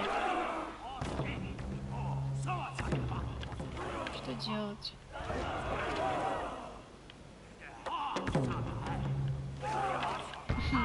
Хватит. Надоели убивать.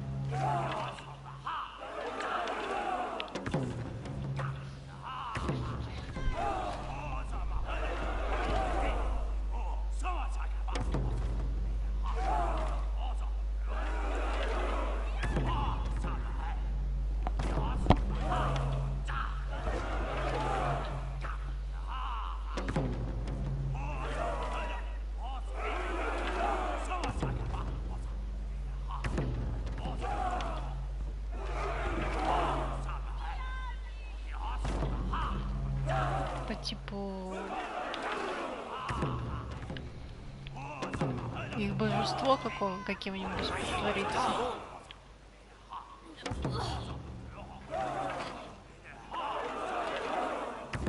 Типа я такой Акуна Матата, поклоняйтесь мне все.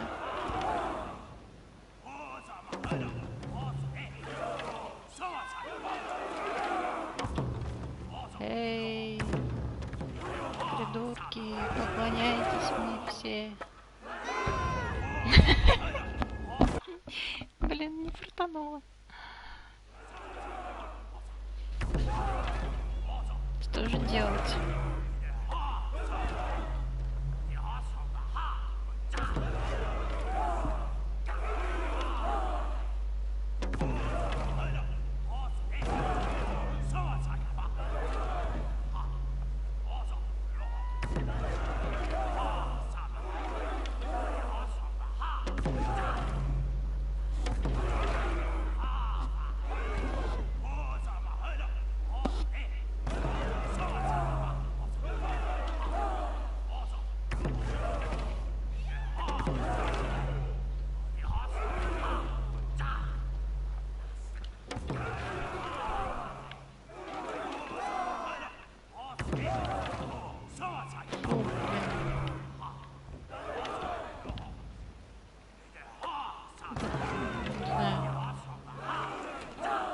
Бредовые какие-то идеи, замаскироваться.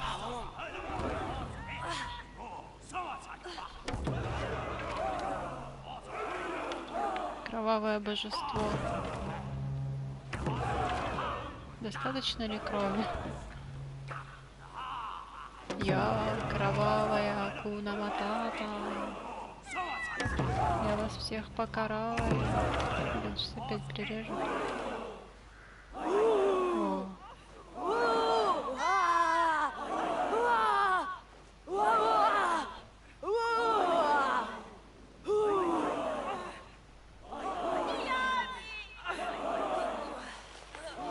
Блин, капец. Хитро.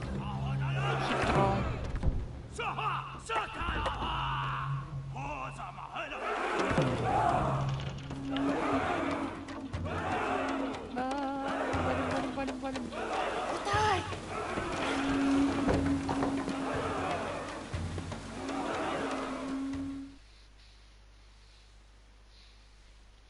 Вот тогда.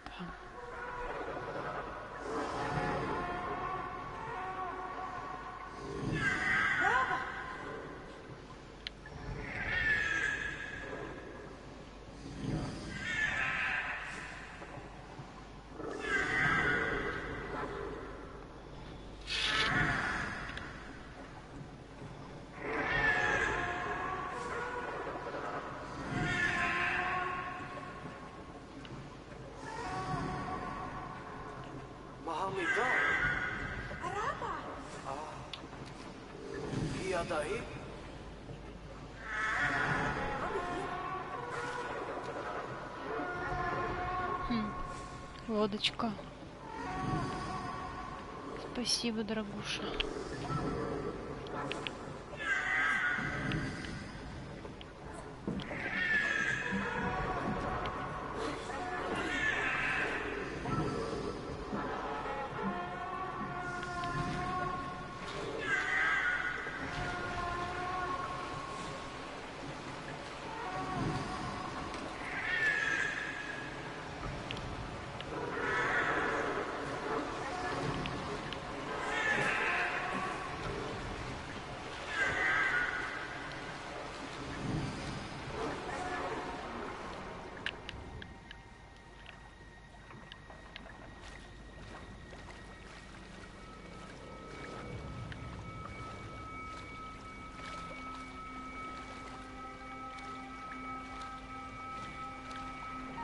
Блин, все испортили кровавыми реками. А так красиво. Природа прекрасна.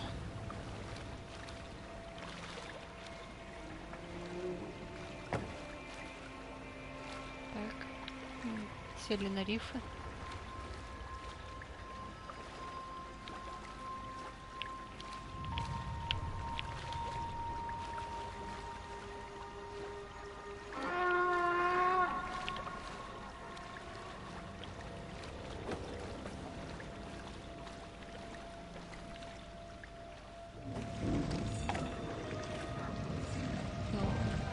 сейчас какая-нибудь карта вылезет.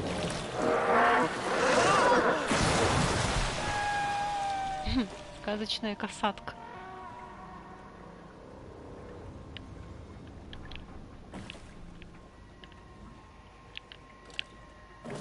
Что, плывем дальше? Или как?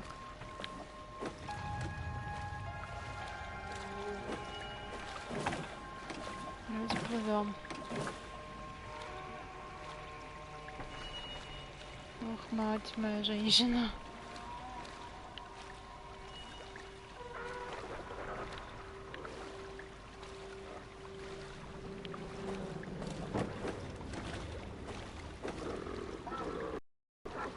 Не убивай нас.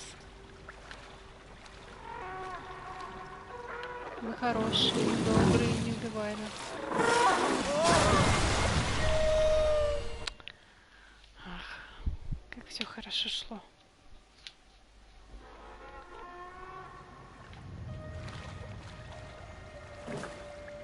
Я пыталась увернуться. Не получились. Не фартануло. Лодка не очень маневренная. Еле-еле вообще поворачивается.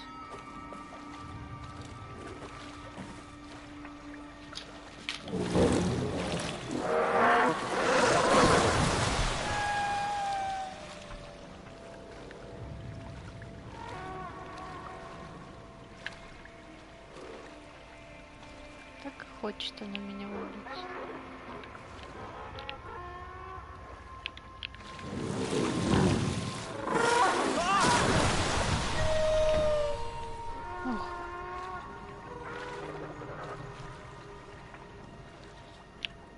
Да развернись ты. Давай.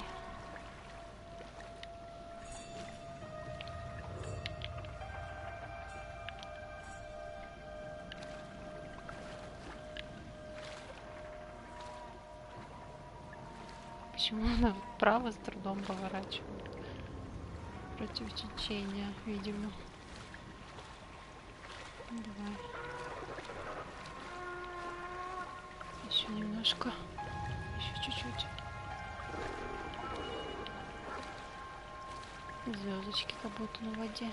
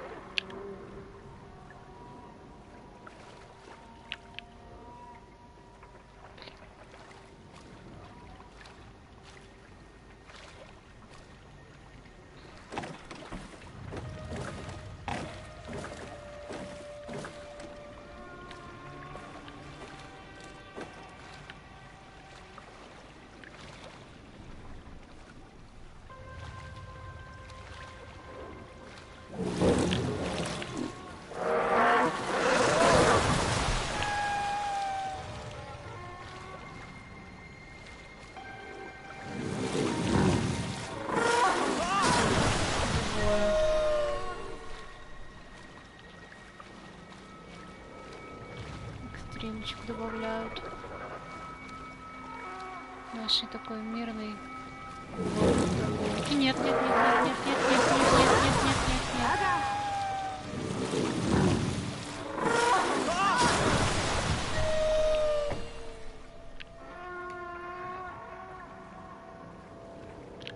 Да что ж ты? Я его вправо, он разворачивается влево.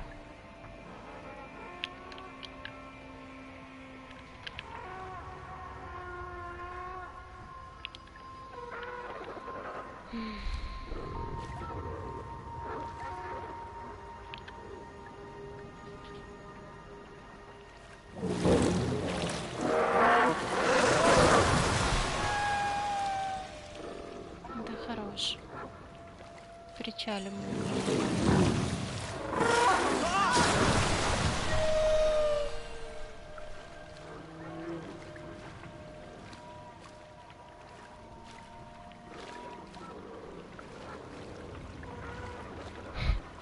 задом.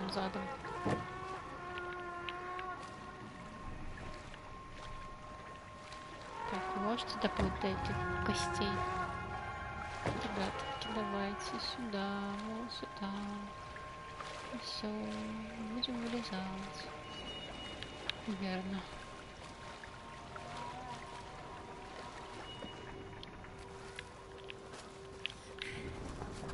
О, женщина какая сильная.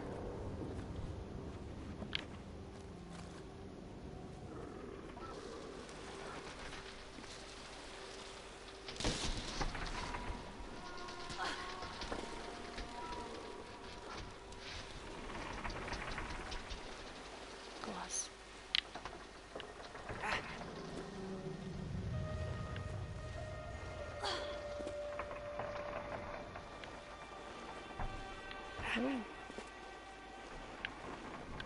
Да куда ты пошел? Еще и скользят.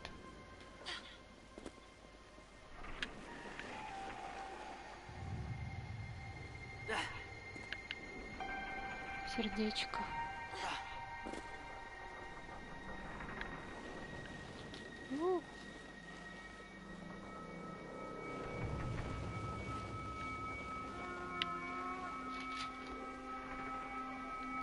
Как это мы из лета в зиму попали?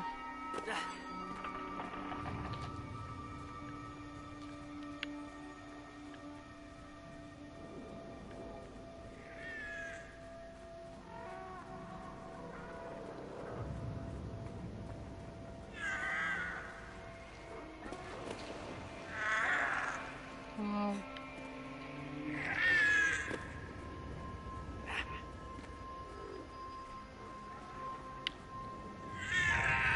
Черепаха, ты нас не укусишь?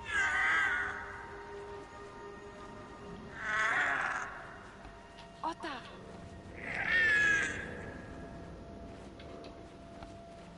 Ахту. Апчу.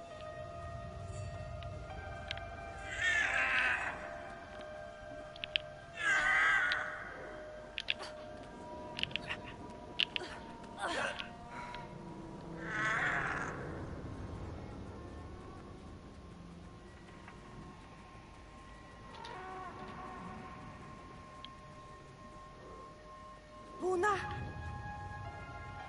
Отай. Димабо Малия. И ты, она вышла?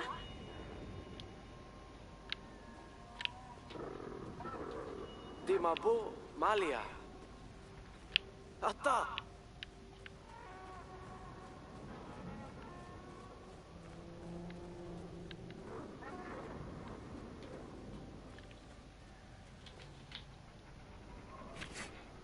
Видим.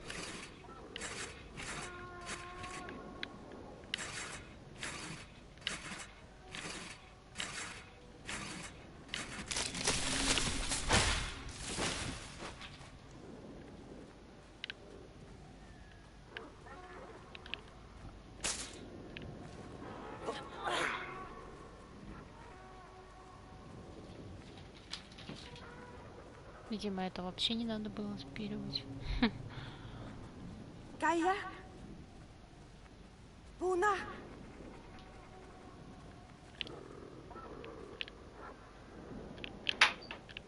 Отай. Кая.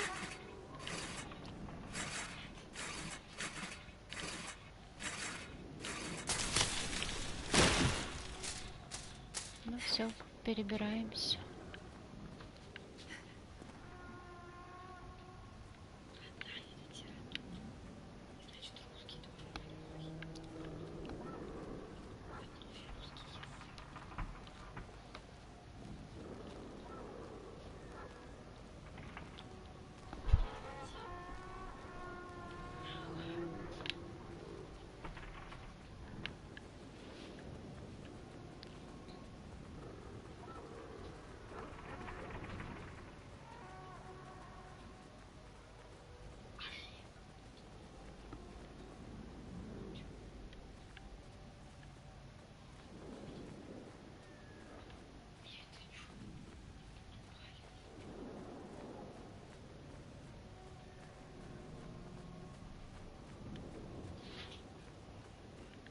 Так, что это за заснеженные фигурки?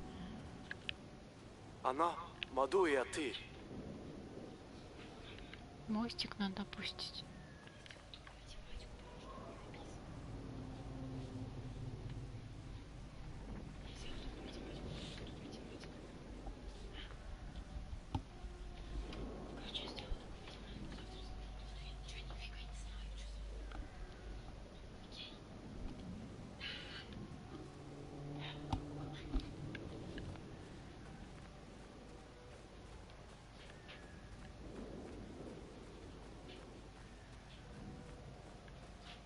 Обалдеть. Что это будет? Большой разнос.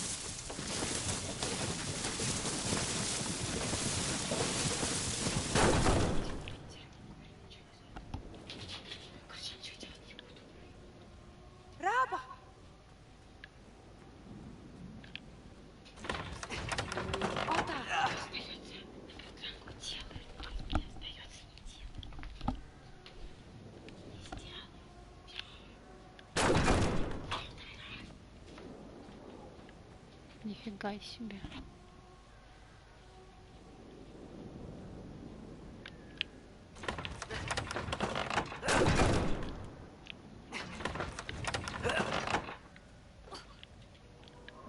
Малой полетел. Да садись ты. Давай.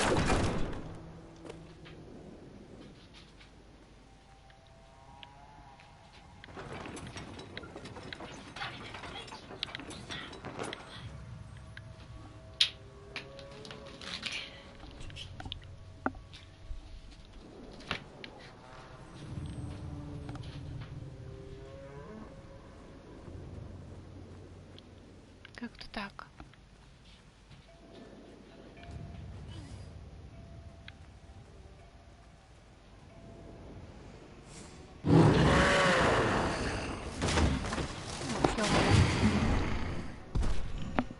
Кто это? Кто это? Ой, ой, ой, ой. Невидимка, что ли? Невидимый снежный человек.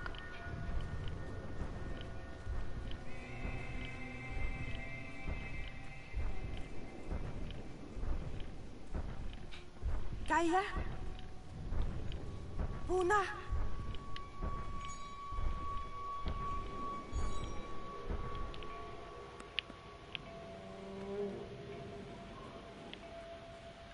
Нада!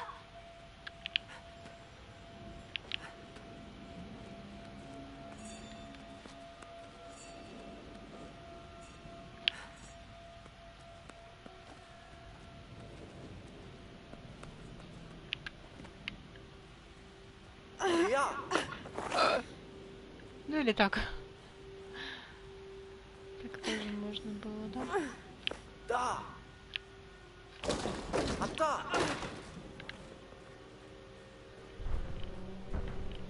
Артур!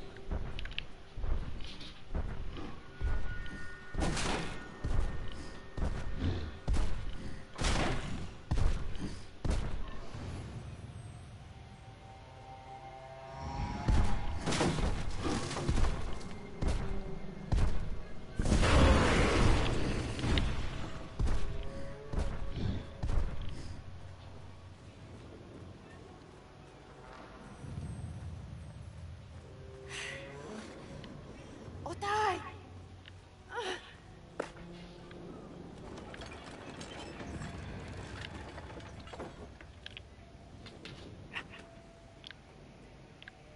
Давай, крути нас.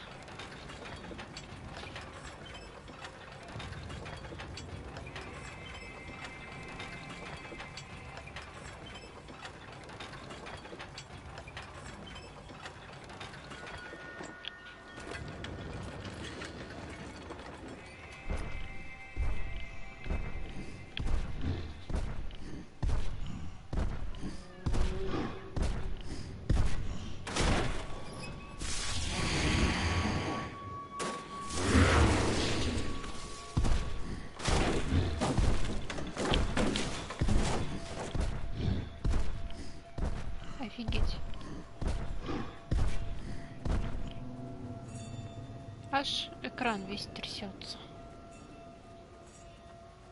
Вот этого толстяка. Кая?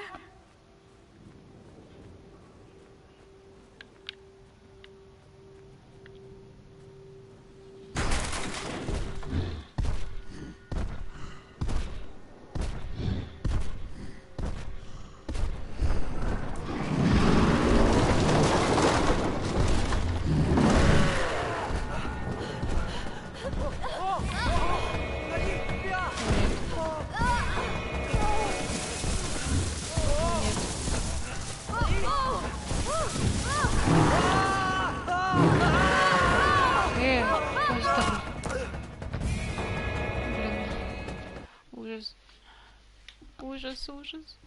Не успела сбежать. Буна!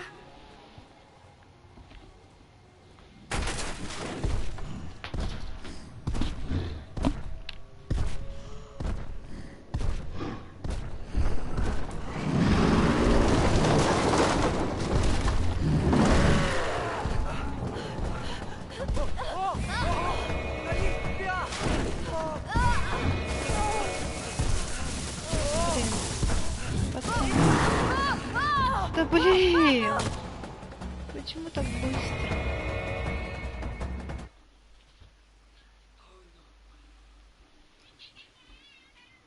Они застревают у меня в снежных фигурках. Отай! Плохой домик вы выбрали, давайте выберем другой.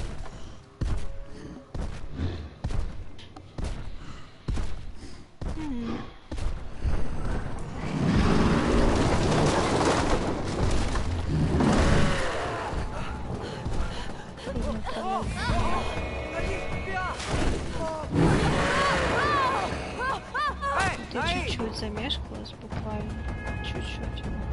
Меня тут же поймали. Шурова. Кая?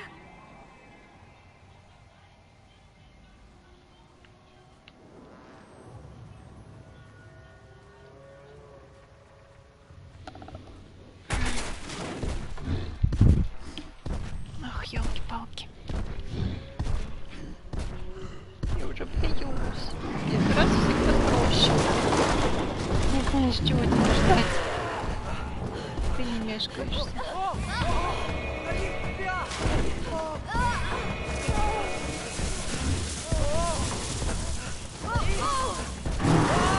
Вот-вот, я просто разрезалась и все. Это очень сложно. Что ты смотришь на одного, а другого уже ловят. Буна!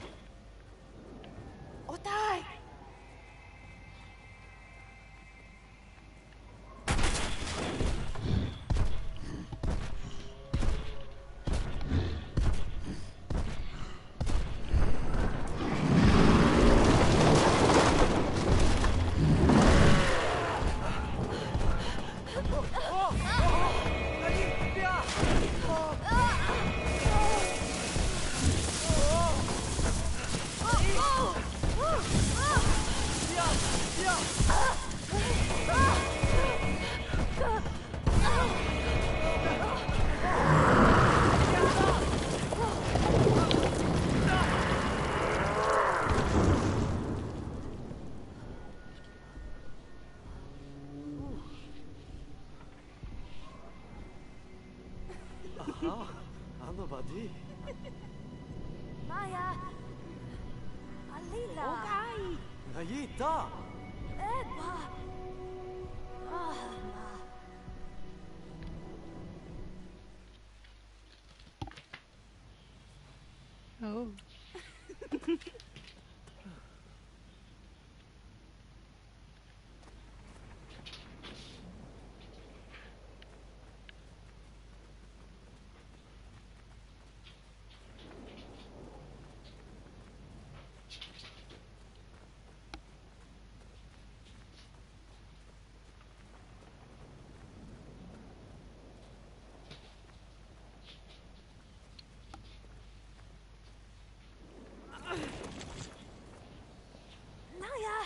камень из картона. Kialila. Tahon. Ta. Na, tiama. Ilanaya. Ila. Na, tama. Mabadi, here.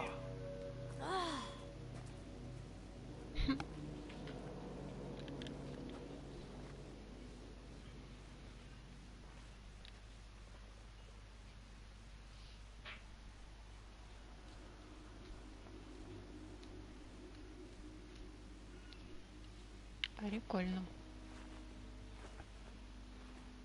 Прям реально настоящая сказка эта игра.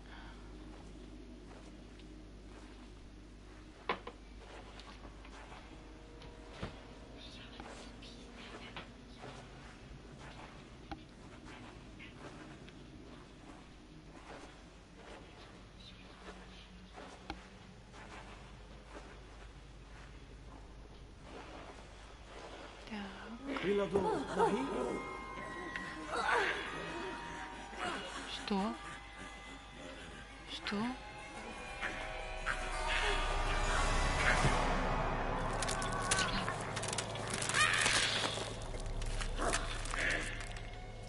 Она съела? Боже.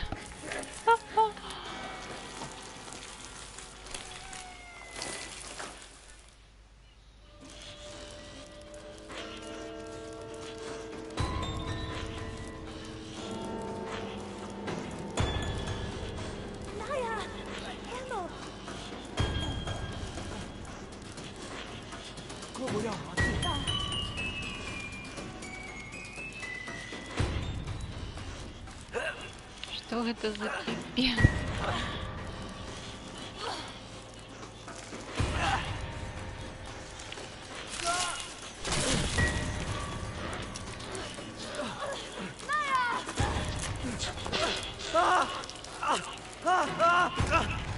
Вот так вот влюбляюсь. Спасай девушек после этого.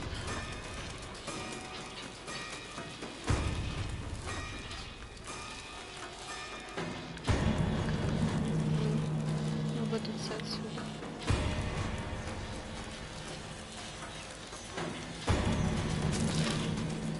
О!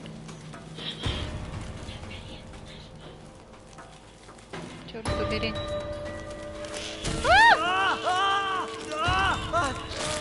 Тварь, отцепись от него.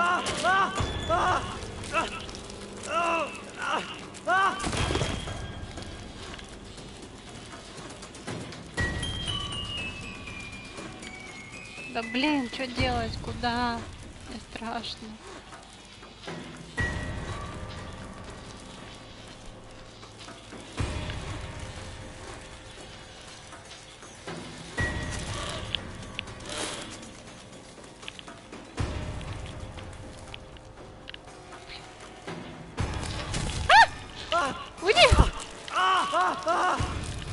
Господи, почему это так страшно?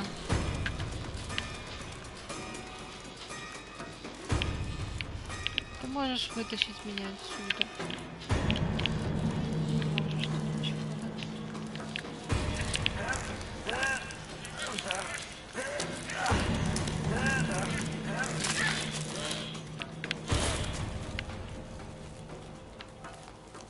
Так, мы должны поотрывать ей лапки.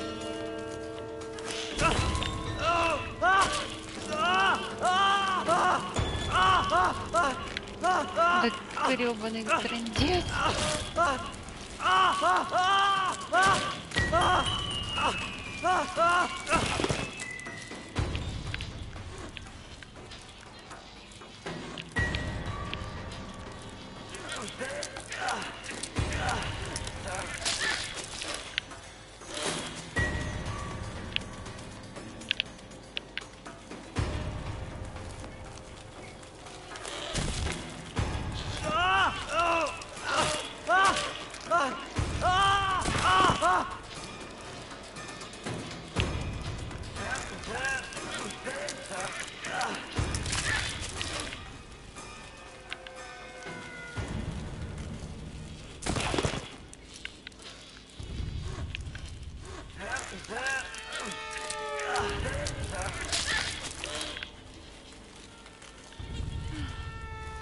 такая жизнь.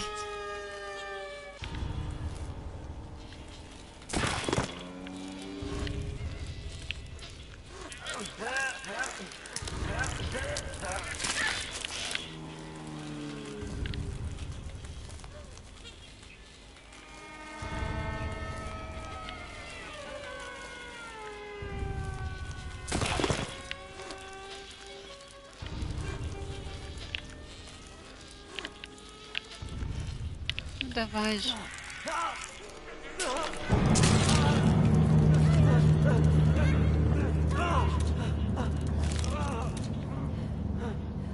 Sadita!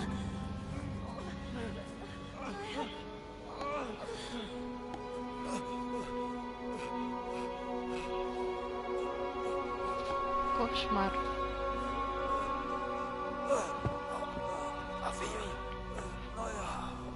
Wade.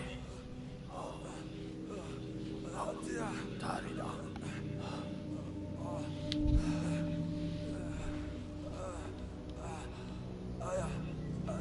Amarabi.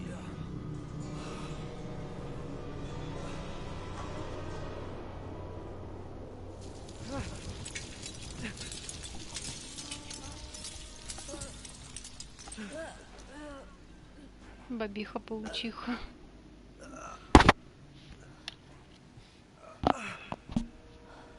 Никому нельзя доверять.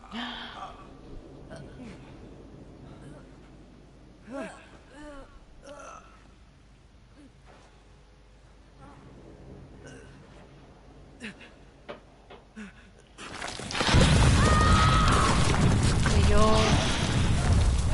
Ни минуты покоя.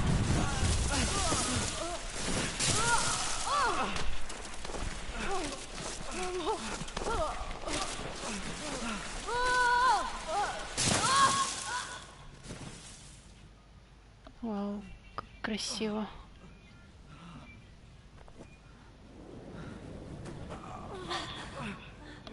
Naya?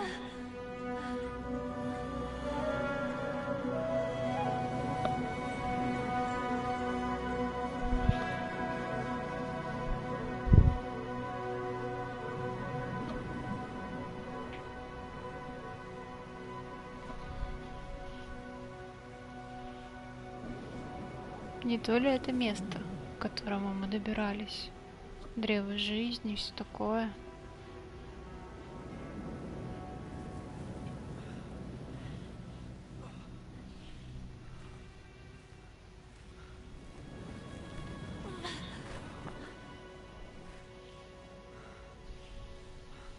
Nai.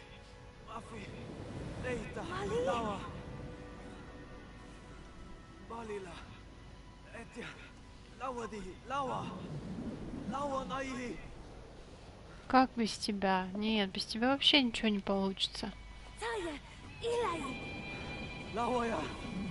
Сейчас, говорит, все улажу.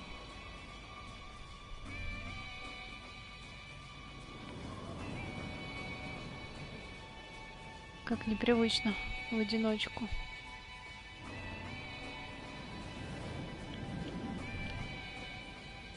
Дальше. Вот это деревце. Всем деревьям дерево.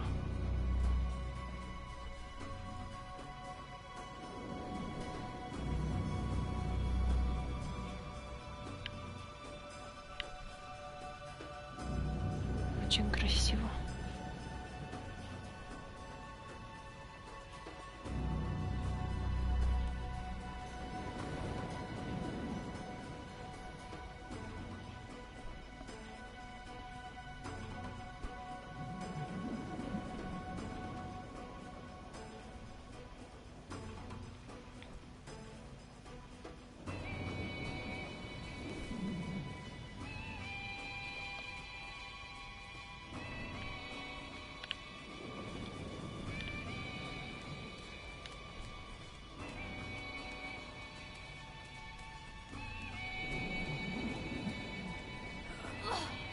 В гнездо залезли. Сейчас еще птичка пролетит. Милая, чудесная, зубастая птичка. Так.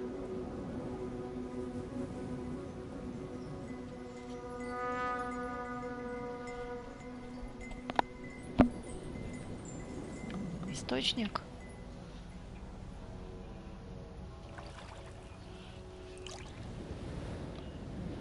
Вода живая, не иначе.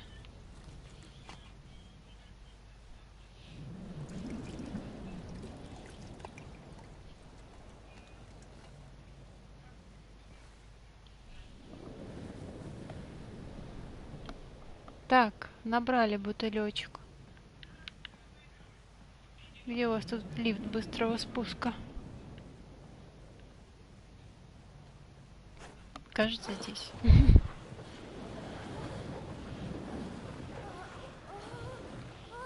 Ой.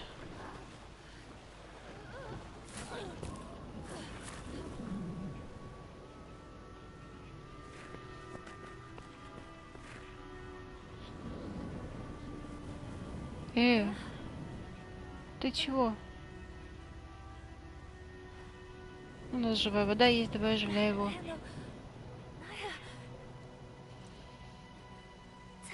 Паучиха.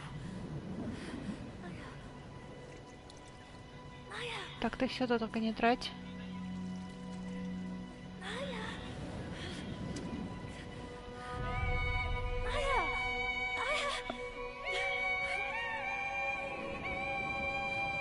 Ну как так-то?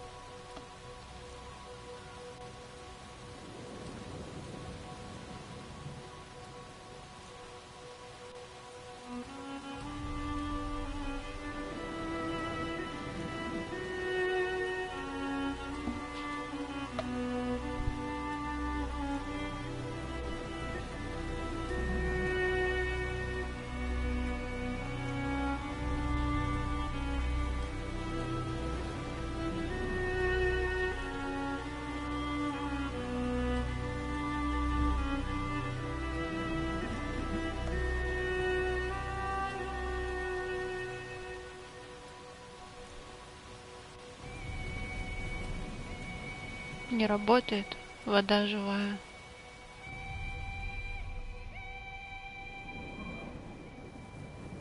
Как же так-то?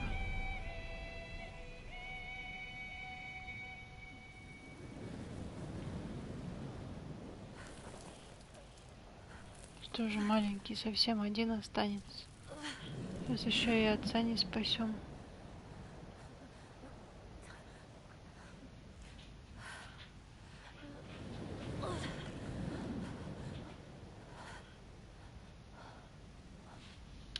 Ну, так.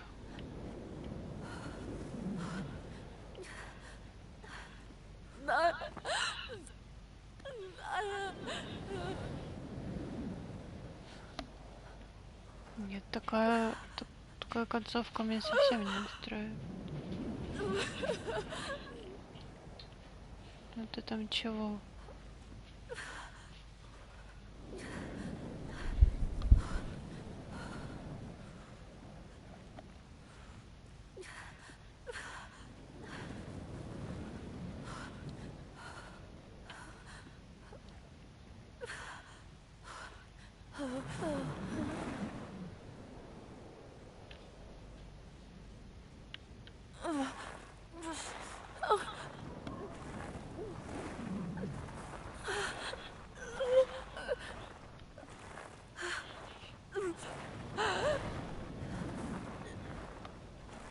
Блин, это какая-то жесть. Мне этого маленького пацана реально жаль. Там мать у него на глазах утонула. Отец болен.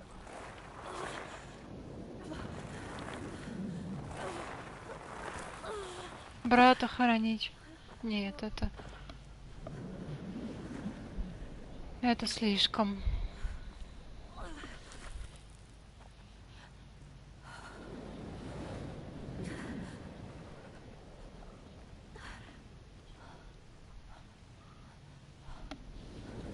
Блин, я не хочу этим заниматься.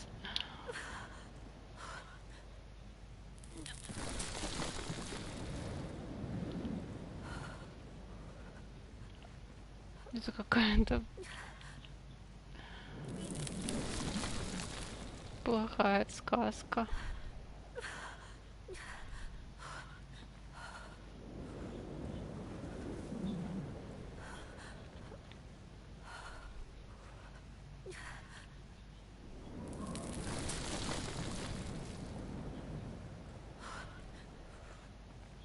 Ай, прощай.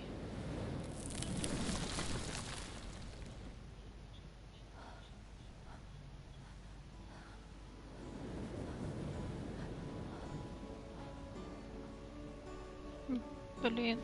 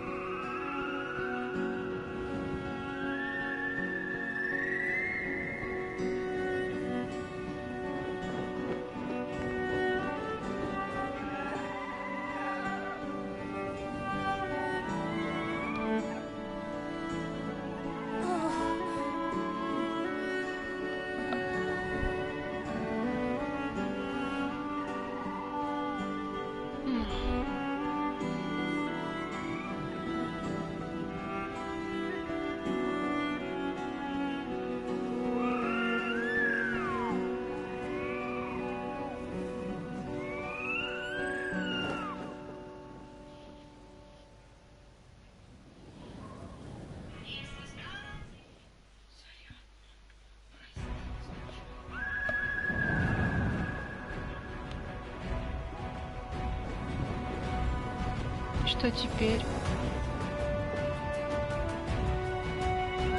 Как мы выложим отсюда, если эта штука не работает?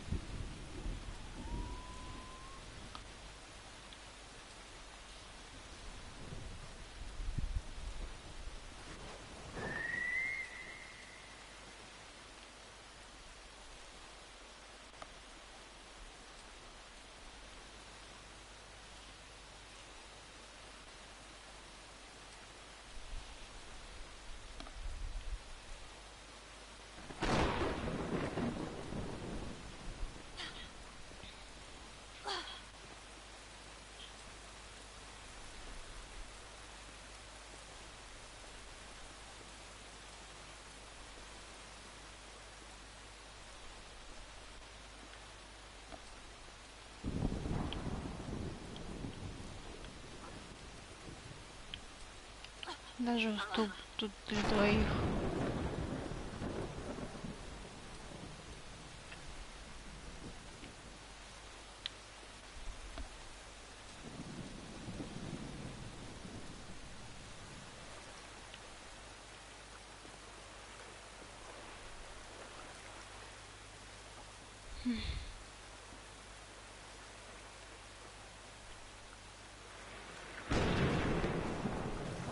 Плыть? Как же? Нет, нет, не сдаваться.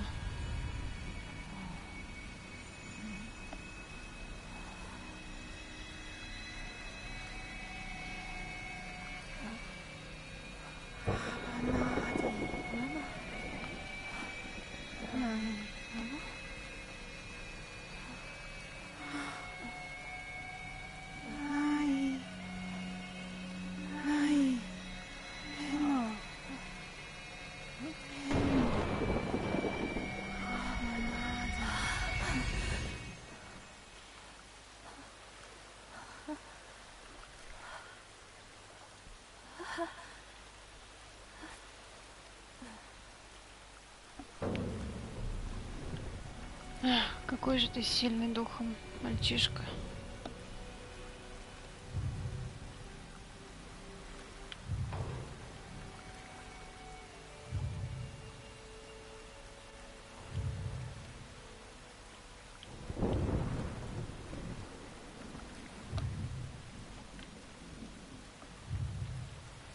Так.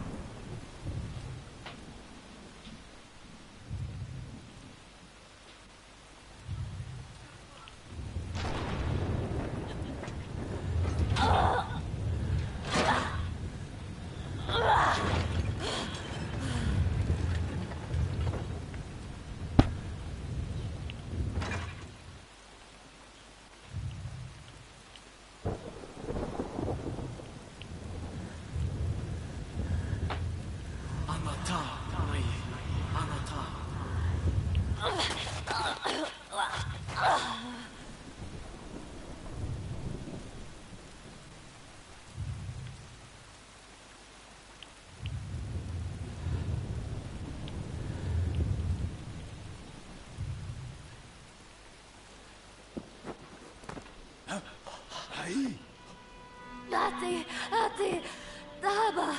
Аби.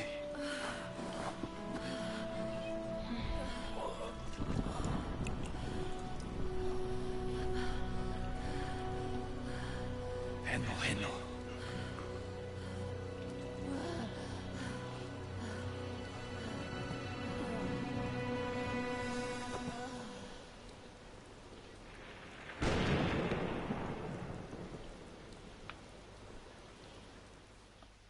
Да.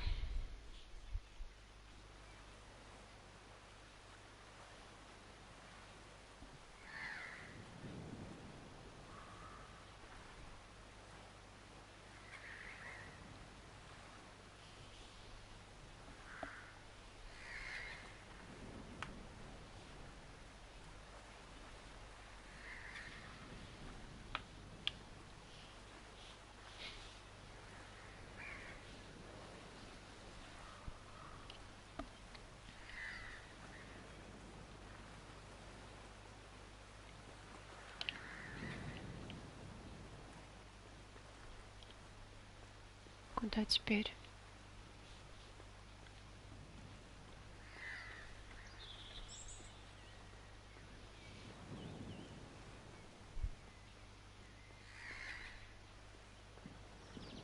Последняя надежда, что выживет отец.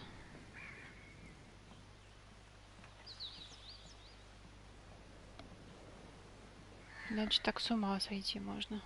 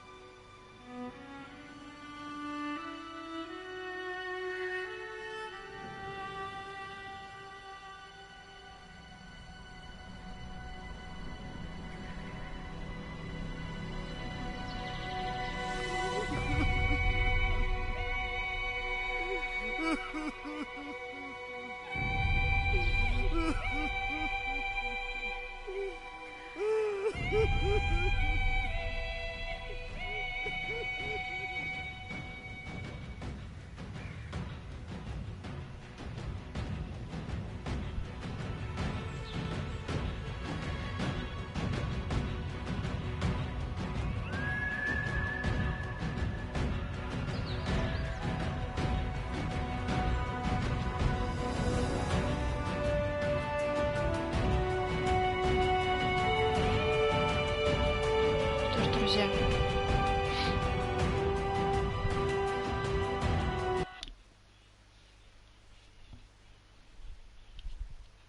Берегите себя и своих близких.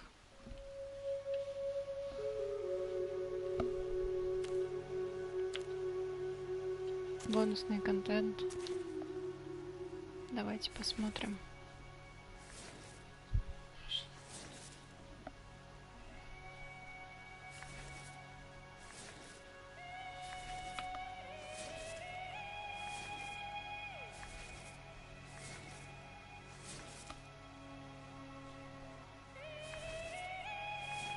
Из таких вот набросков, как будто бы шариковой ручкой, рождаются такие истории.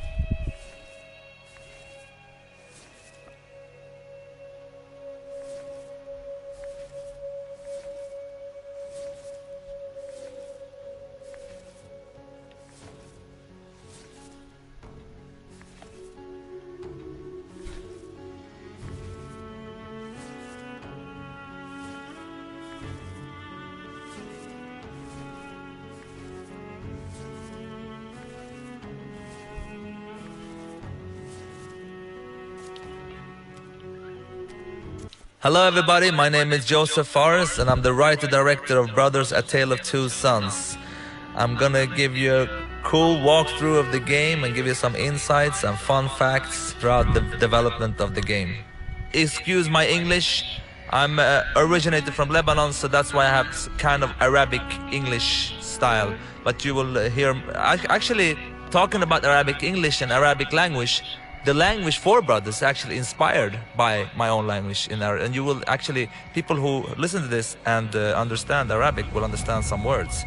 So this will be quite a long time actually, I prayed Brothers, because this is almost a year after we finished the game, but let's see what happens. It's gonna be fun, and I'm gonna try to tell you as much stories, as much fun as I can. So just a little bit about myself and my background. I'm normally a filmmaker, so this is actually my first game, and took a lot of time to make it happen, and it was a absolutely amazing experience to make a video game, but so hard. I mean, I've done 5 features, but that's a walk in the park compared to this.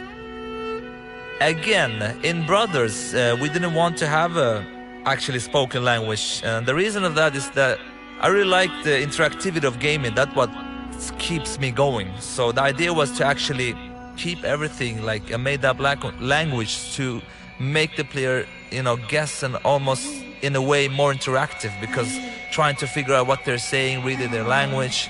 So that's part of the reasons. Also, another reason is because we didn't have so much money, so we couldn't actually hire any actors.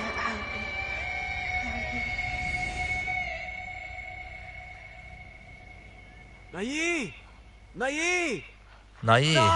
Ta. In Arabic you say ta, that means come here. Ata Nayi! Ata! What's interesting also, I mean, we have a lot of challenges with this game, but interesting thing is that most of the stuff that you see in the animation, mocap, is actually done by me. And I'm saying big brother, little brother, father, and pretty much every creature in the game, even the girls, is done by me, because again, we didn't have the money to, we couldn't afford any actors, so I had to jump in a, black suit with different dots on it and just do it. So you hold in triggers and you start to walk. You actually can interact with this one. If you see like how brother smells it like this, and when little brother interact, he's kind of like, and remember this interaction, because I will come to this at the end and talk about something else. The graphics, I'm really happy with Brothers. I can tell you like one thing in Brothers, we have like unique stuff all the time. Like for instance, this wagon, we had so much bug with this one, it's crazy. I mean, for me, doing the first game, people who like, is not developers, all the developers know this, but It's crazy how games are in the beginning. I was so frustrated. I was like, what? It's not going well, and it's like really buggy. But that's because I was very inexperienced at that time. So the idea was to like tell the story between with animations, how they react, how they handle, how they talk, and how they are, and with less with as little like let's see now. He doesn't want to grab. Come on, big brother. Yep, there he goes. With as little like dialogue and stuff as possible. So we try to make as a clean experience as possible. Here we're gonna put him up there. You can see me. It's actually my sound coughing of the father. Look here, listen here. Almost sounds like him actually. This is actually the only thing we have as repetition in Brothers, and that's also a point for that, which I'm gonna come to. Obviously, people who will listen to my commentary is people who have like played through the game. I hope. Please don't look at this if you haven't played through it, because I will destroy the whole experience for you. I mean, not destroy it. It will probably be interesting in many ways, but I will spoil everything for you. This is such a passion project that really was a pain in the ass to get through, because like the problem with this game was like in many ways it was quite different. It's a game that haven't been tried before. I was new in the business. People knew me for making movies, so it was really hard to you know, tell the companies that that would really could pull this off. So it was like really tough, but I'm really happy. And all the pre-reviews we got, all the reactions we got before the game was like very bad. But I didn't care. I really believed in this one, and I'm so happy that the success of Brothers, which is kind of crazy for me doing the first game, is really awesome.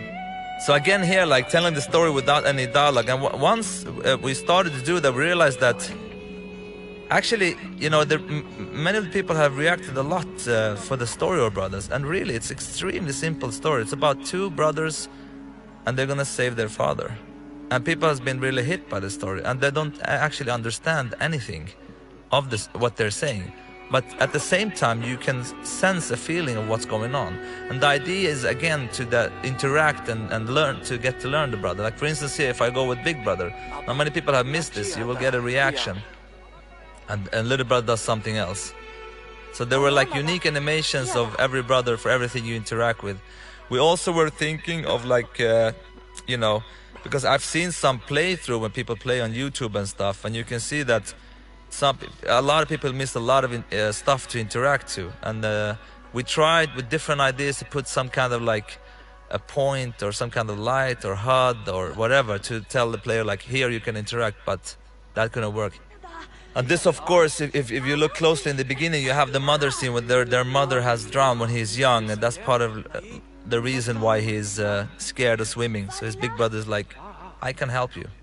And it's really quite like you understand from the body language like what's going on and what's not going on. Here's actually the dog. I'm gonna show. This dog is called Siv. It's actually my ex-dog. She's really cool. There she is. We just took a picture of her and we made like a model of that dog. Really nice dog. Actually, I didn't like dogs before these dogs. Now I love all dogs. One thing also with Brother that was really hard to work is the camera. Now you see here the camera, if I go up like this, maybe it's a bad place to show. You see that the camera will like try to place the right brother on the right side. You see here, if I go like this, again the camera will try to place big brother left side, little brother right side, to give you the right stick on the right brother. Before, in the beginning of production, we tried to do it that it puts the right brother on the right side even if they were close like this. But the camera spinned so much, it was like experience like this almost, and people got very dizzy. Here's actually, I like actually this guy in the background. He seems angry. Look here when he's gonna knock on the door. Who knows what goes on there? Oh, he's not knocked. Yeah, there he is. I just think he's funny. Yep, I like that guy. He's cool.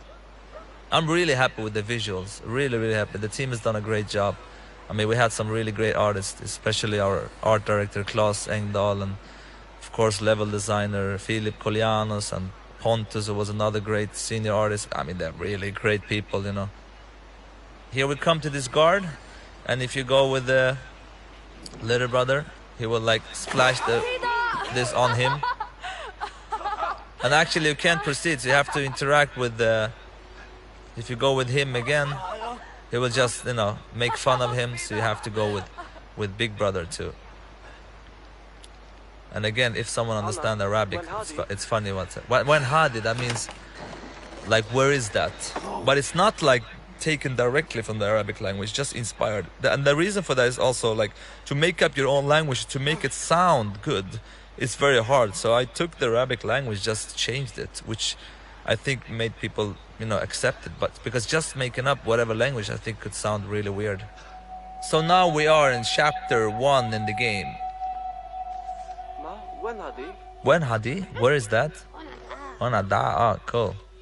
And the little brother is, of course, much more playful. And here you have something else you can interact with also, like, yep.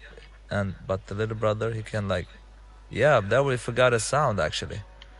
That's funny. We don't have any sound there. Never saw that before. Interesting. All right. Now we know that. Too late to fix, but anyway. There's a... Here's one. When you push the big brother button, he will actually point where to go, because we don't have any map, as you see. Go in the huddlers as possible. Now this girl, playing basketball for some reason, it's actually a trophy. When you go up here and throw it down the well, you get a trophy. And the idea with the trophies was to make them like different stories, not to have like things you collect and different stuff. It was more fun for us to make them like short funny stories. Here's another one. Look here, for instance. If you interact with Big Brother, it's actually an outdoor toilet. You can see that he's like, it smells really bad. And you go with the little brother. Of course, he's... This actually sounds like the same... It is the same guy that was in the earlier part, like knocking on the door. Maybe he went to the bathroom now. Let's get up here to the drunken guy.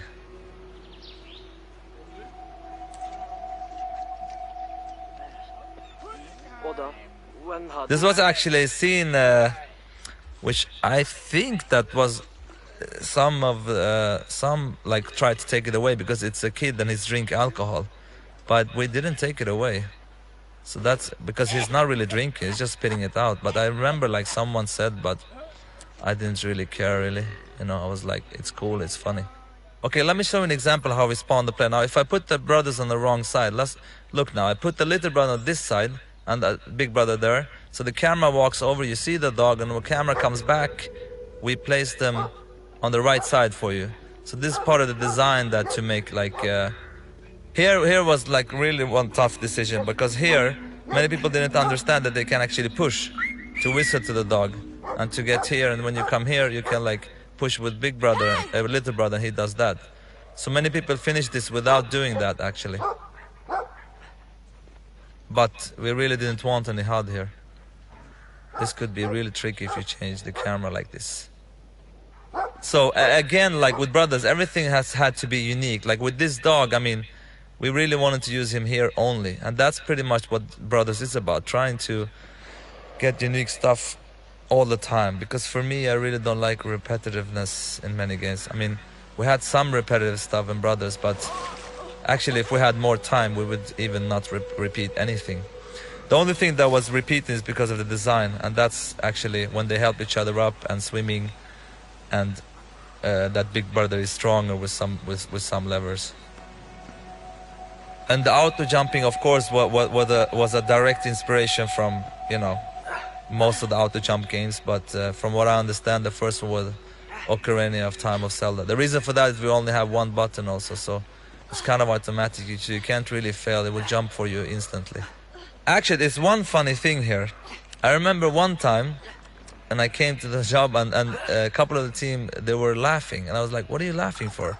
And what they did was that they had one guy in the beginning of this stage that started to walk, and if you waited here like for 15 minutes, I'm going to show you now, I'm not sure if you can see the house from here.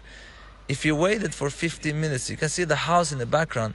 He goes into that house and you hear screaming, and suddenly the whole house starts to burn and people runs out of there. And I was like, you know, I knew that there was something going on, but I was like, come on, we have to take that away. But because what happened? Because this is an emotion experience. What happened if you see that and you know, happen to wait there for 15 minutes? But that was actually in the game a long time. But there's another thing in the game that actually they didn't tell me about, which I'm going to show you right now, which is quite funny actually. Which I'm kind of happy that it's still in the game. Here's actually a fun trophy that I'm going to show you. Now you have this bird here.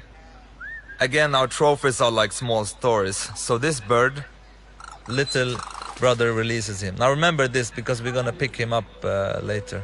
But let me show you this funny. I don't think anyone have seen this. If you pick up one sheep and you start to go around like this, you have to keep going around. Wait, I'm gonna try it. Come on. It will soon puke actually. Come on, man. Okay. No, it doesn't want to work, I'm afraid. But it's supposed to work anyway. And he pukes this green puke for some reason. Let's go here. Here another trophy which is quite funny. You see the rabbit? You take the white one with little brother, of course, because and you can put him here. He turns black. Boom. Now you have another trophy. So he's friends with them now. Let me tell you one thing which is very funny. Actually, the little brother's voice is a girl. Nobody knows about this. I never talked about this before. The voice of a big brother is a guy, and the little brother is a girl. Now, if you listen closely, you will hear it's a girl, actually. Hey, Maru! It's actually hard, even if you know, but if you listen closely, you'll hear that little brother is a girl. And the reason for that is that I tried boys for both, but you know, boys at that age, they sound kind of similar in their tone. So that's why I use the girl to differentiate their accent. A lot of interactive stuff here, of course. If you want to try, like, you can do this stuff. Yeah, you can go to the door here. Try to open up this door. Yep. Can't open it, too heavy. This again, like, you know, we only use it in this chapter that is throwing you away. I mean, this took a lot of time to make happen. Imagine all the unique animation, all the stuff that needed to be done here. It was like really crazy.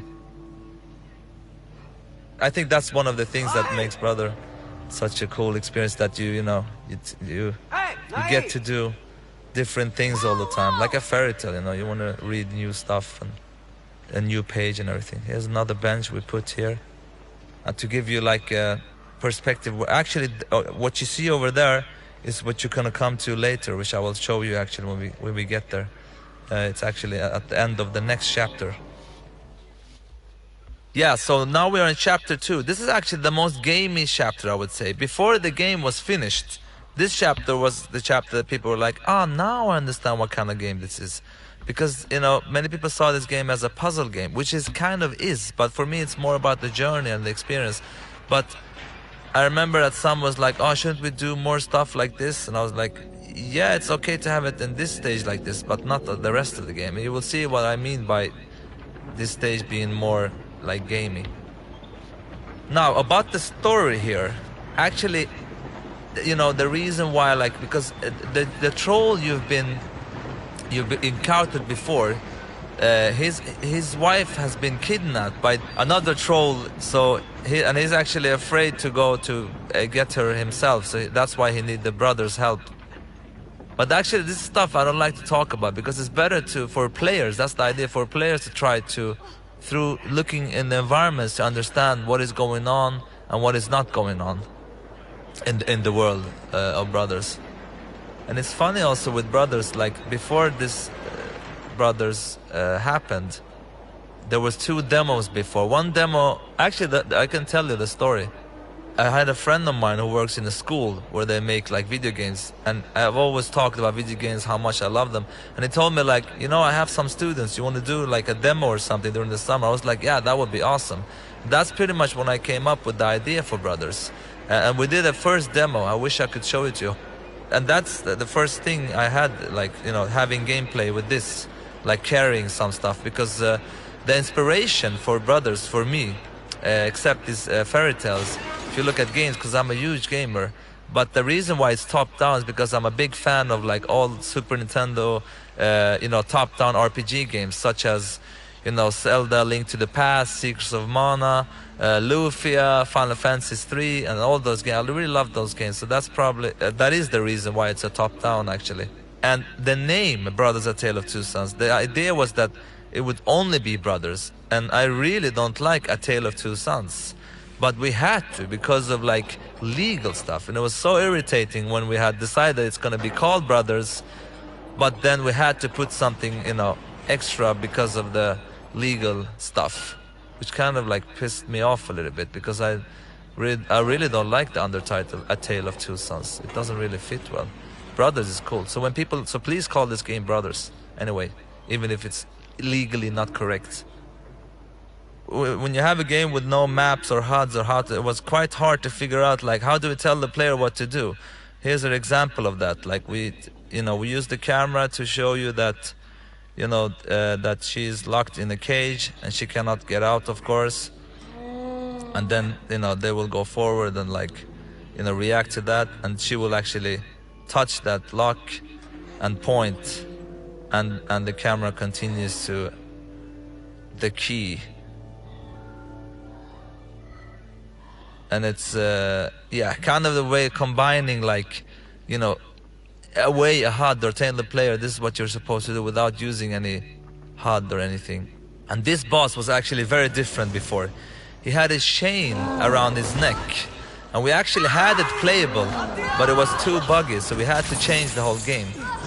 So the idea with this boss before was that he had a chain around his neck, and you could actually grab him with one brother and drag him in the chain, and the other brother jumped up on his back, and you could actually, you know, strangle him.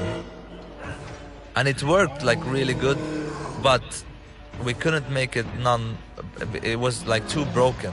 So we actually had to change the boss. Like, this was like a couple of months before the actual release of the game, because we didn't make it work. So we made it into this, which is kind of simple, but kind of works. But the other boss fight was much more interesting. But I guess, like, we were over ambitious on that one. But he was also much harder before.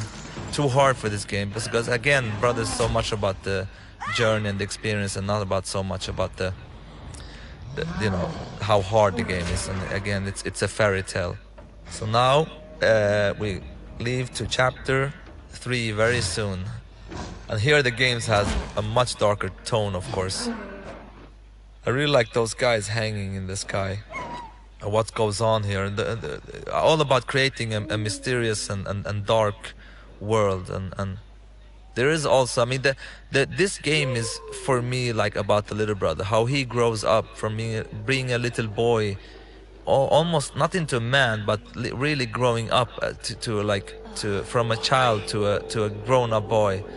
And it's really fun to see, like, how people, when they come here, it's kind of like, oh, what's going on with this game? I really like to change the atmosphere and everything, and going much darker with the game. This was, again, this area had like puzzles before where you could actually like burn stuff to open up the way, but became too complicated anyway. So it became more of a mood scene where you just have to wave away some wolves, you know, which just turned out to be good anyway. But I mean, that's common when you make games. You have many ideas, but you have to throw away pretty much half of them. Here we have another trophy. When you look at this, you see a star in the background. A falling star. Where are you? Come on. There it goes. You get another trophy there. It's actually quite amazing how much you understand without understanding the language. It's really cool actually with this game. Everything is so crystal clear.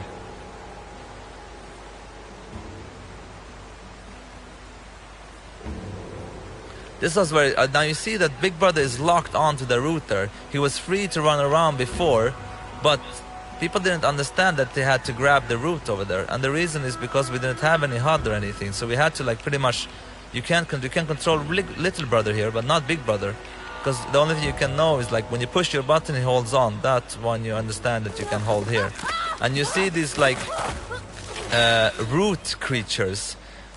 At the beginning of the game, we had the wolves following them here and trying to grab them from these cliffs, but that was like so hard to get it to work, from like to animate and how they would work. So we just created these creatures, which actually worked much better, I think, because they look kind of scary and it's a fantasy crazy world, so they fit it very well. They have a little kind of an alien look, I think, which I like a lot actually. So this is actually little brother's dream sequence. I love this scene. I think it's so like, you know, to play a weird dream. It's like it's so nice. I really like it. And here actually it's one of the few times you lose control of big brother. You only have the control of little brother.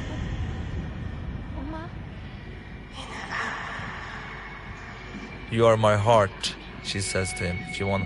Actually, I could pretty much translate the whole game to you, because I know exactly what they say. There is like, when we did the sounds, I had like a script there. So what I did say to the actors, like, this is what you're saying, and this is how to say it.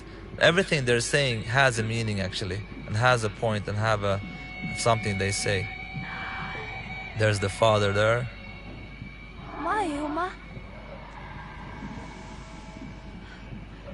Yeah, and again, getting back to the game, getting a darker tone. This is like definitely one of those parts. Actually kills his own brother. Kind of a scary dream. And after this, we enter chapter 4. Here we have another trophy, which I like a lot, which was actually so close of not getting in the game, because people like killing themselves and stuff was not allowed, and there were like some issues with the teen rating and stuff like that. But I was like, we can never take this away, because it's one of the coolest thing, I think. So here you come here, and you could, there actually too, you could either save him or like, but if you jump up with little brother here, if you do the opposite, you won't be able, because he can't carry him. But if you do this, you hold with big brother, and you can do that. You actually save him. So if you didn't do that, he will actually die. But it's actually quite a story here. You can see here that here's actually his house is burned down, and you can see that it's a kind of like a mother and a child that is dead. So his family is dead. That's why he wants to kill himself. But you can also leave him here, or you can come down here, try to like give him hope for life again. That's what I like about the trophies and brothers. It's like making short stories out of them. That is in the same kind of like story that is in the emotions that is in the game. If you see what's there, it's kind of a instrument that they have in their family, which will like help him to remind him of good times, and it becomes a little happier. So if we put it here with him, he starts, you know, and it makes him happy. It's kind of a small little story that, you know, so he gets like the power to, or the courage to actually bury his family, to help him go forward in his life. So you actually, you know, helped him out, and now he's done it. I found a little story which I like. Now it's interesting, like when people play this game, like you would love the players to play like this, because you get the best view. Like if you play here, you get the view of the background. But players could also do this, and then you will get this view. So part of the challenge was trying to make the views quite interesting. But in this case, of course, the other view is much better. But that's like, so in some cases, people get different views and experience. But we couldn't really like choose a view for the player, because again, to place the right brother on the right side was very important for us. here it's funny actually. Let me show you something. We have a trophy up here, but actually on this table here, you have concepts that I drew of the game, which is like really bad drawn. But if you look closely on the table now, you see on the table, and you can see the one in the middle there. It's actually, I don't know if it's clear, but it's actually the mother scene that we played before. I'm gonna zoom in and out a little bit. It's the mother scene laying down in a really bad way. You see the big head, the big face. And the other one on the right is a picture of a spider, on the spider boss later that you will see. And then there is, let's see what that one, yeah, and that one on the left is actually the river, when you fly through a river. So you can see the water coming down and everything. They're really stupid looking, but it's fun. We put them in just for fun, actually. Again, here, if you look closely, you can try to find that bird that you released, and here he is. And you actually, so it's kind of like a love story, because you release the bird and then, you know, they get the chance to meet and fall in love. This is also a funny side trophy story, which I really like. And if we had the time, we'd love to do all the trophies like this, like the hangman. But of course, all of that takes a lot of time. But for me, this is what trophies is about, to have a trophy that makes a difference in the world, that means something for the player. This actually was before a plane you flew with. But after a while, we realized that we could actually use the you know, the mechanical brothers to make it much more interesting. And once we did that, it felt so great. This is so much better than just flying a plane, pretty much. Here's one of the places where the checkpoint can be really bad, because you can play for a while and then you can lose on the checkpoint. You have to restart over. Other than that, it's many of the places in Brothers are like very nice when it comes to checkpoints.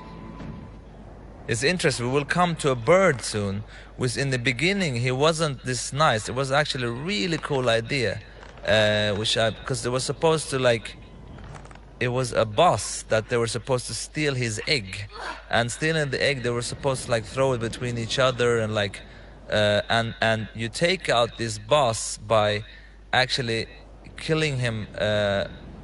He's hunting you down and you steal his like egg, and the actual challenge is to, you know, keep this egg between you and get away from the bird, and then the actual bird would die from sorrow. So will actually be killed because he misses his egg and his child.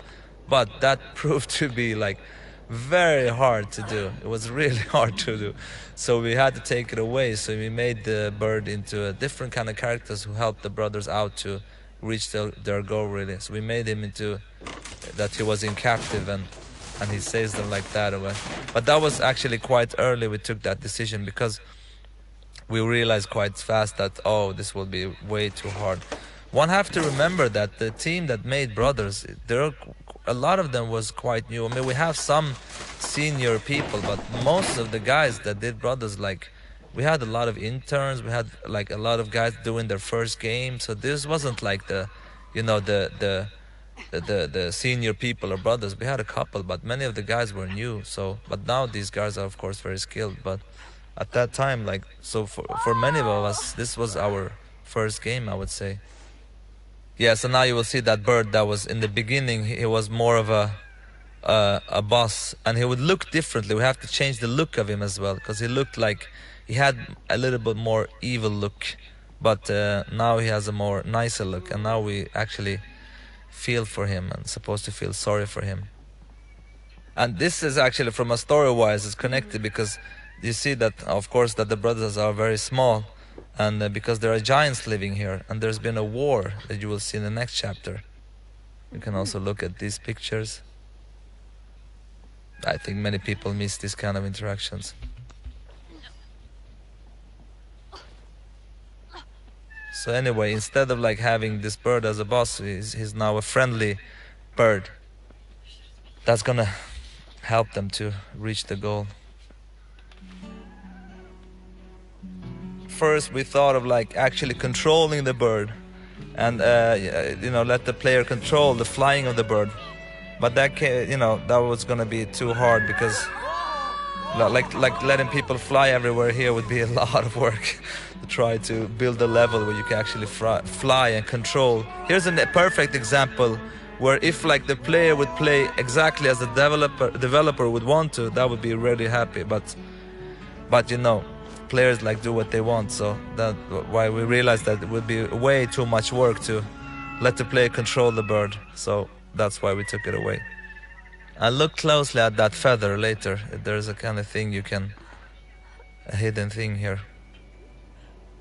You see the feather he dropped us. If you take that feather with you, I have it in my hand here, and you release it here, you see that it's flying away, but it will come back later in the game. I will show you where. So now we are in chapter 5, where the game even goes darker in a way, but I'm very happy that people get this puzzle, you know, without explaining anything. That's what I'm really proud about with Brothers, that we don't have to over-explain everything. The people, like, you know, get it after a while. So you have to pretend to be their god to kind of like, you know, because if you don't do that, they will attack you, of course. So you have to be very... I really love those little guys, actually. You can just try to scare them away, like, ugh. They're quite stupid too. So now you're saying with this girl who turns out to be not so nice. And actually the idea with her was even more, I mean, it's happening in the game now, but the idea with this girl is that to create this tension between the brothers, that they kind of question each other a little bit, because the big brother will kind of like start to fall in love with her, which we will see in the game also later on. So the brothers is kind of like, you know, what happened to you? She's like, I don't know. And here again, like slowly she will try to, like, you know, make the big brother like her, and you can see that the little brother don't like her so much, even in his reaction. He's like, in the beginning he's more like, okay, sure, you will see actually different steps of how he reacts to her. Here he's kind of nice, and then you will see later on how he becomes more and more suspicious. Here actually you can see that these small people, here are, that you saw before, here are actually like some of them too, hidden here and doing having some kind of a ritual. You see them here. This is also a trophy. A lot of work behind this, and probably not so many players have seen this, but yeah, obviously they have, because it is a trophy.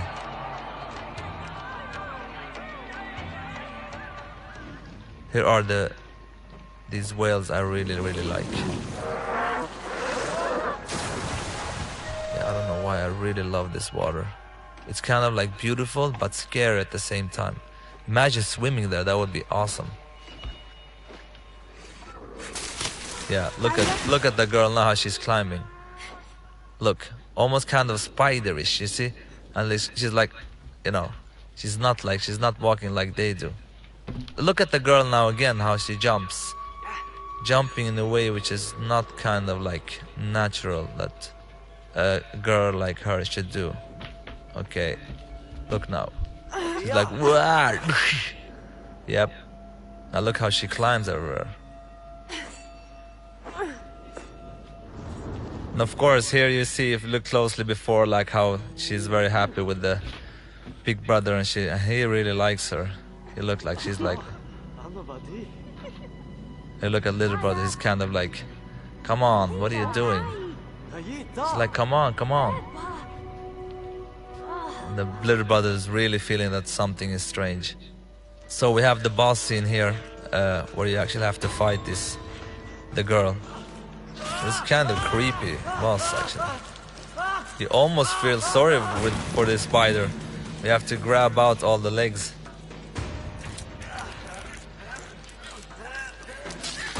But you see that this boss, like, every time she comes, you have to like put the leg so it's like pointed to in the middle, because like look how, if you sort of like, here, look the leg now, It's the one from inside, so you can grab, because if it's like too close to the corner, they will cut into the...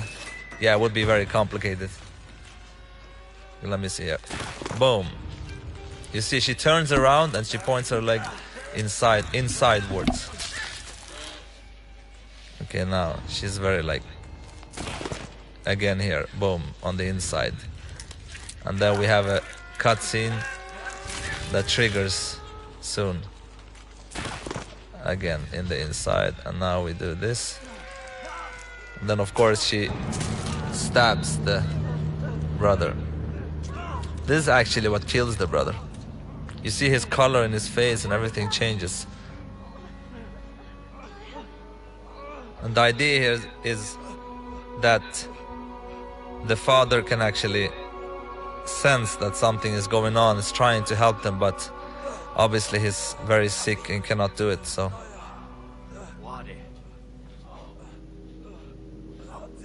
But he feels there's something going on. The connection between families. Okay, now we're very close to the finding the actual cure for the father. And here's like one of the hardest moments in the game, actually. So now little brother comes to the, you know, to the cure where he can find the cure for his father. But he's also like, you know, the big brother is downstairs, like down waiting, and he's very, very bad. And this scene was, of course, very, very hard to make. I mean, just to record it with the sound and everything, the actors is really crying for real here, because to get the authenticity of the scene. But it was important to make, because this is like one of the most important scenes of Brothers. This is the actual like ground design of Brothers, to controlling like two brothers with one stick, and then you literally like lose your left hand and left stick, to feel that there's a loss, a physical loss for the player who's controlling the brothers. So this is a very hard part, which actually was very tough to record. And for me it's even more personal, because when I used to live in Lebanon, I moved to Sweden when I was 10 years old. And my mother, you know, I really want a little brother, and my mother has had like a lot of miscarriages all the time, like almost 4 or 5 times. And I think on the 4th time, you know, when she had miscarriage again, she actually asked me to bury my little brother myself. So me and my sister went out to bury my little brother. So that was very hard for me. But I mean, this scene is kind of like inspired from my own life, you could say. So it was very hard, especially to play this scene now when it's done, because it's been a while. It's much harder. But I'm really, really proud of like the scene and how it's working. I love these fantasies also in my movies, especially one called Zozo, which is like inspired from my own life. You have a lot of fantasy going on. Like this, like he fantasized that Big Brother is back to life. Actually, I think many players have played here like thought, oh my god, it can't be true that Big Brother will die, but that was the point of the whole game. And you will understand also another design decision that's coming later, which I think is actually what makes Brothers what it is today, actually, which I'm so proud of.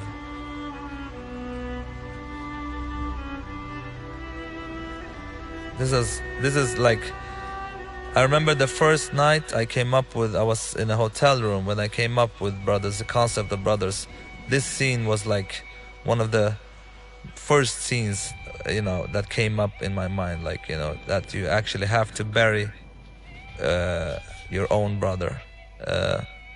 But of course there was a lot of challenge to make it happen and make it, you know, visually clear what to do and how to control, and obviously understand now why we can't have any HUDs and all these kind of weird stuff on the screen right now. That's also one of the reasons why we want the experience to be as clean as possible, not to get away from the illusion that you're actually, you know, in this world.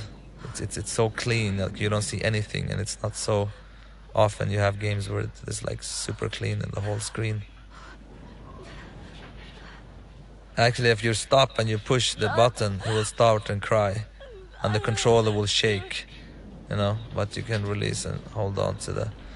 This scene, of course, was like very important that we didn't have any bugs or crashes and stuff like that, so because it's like the most important scene of the whole game.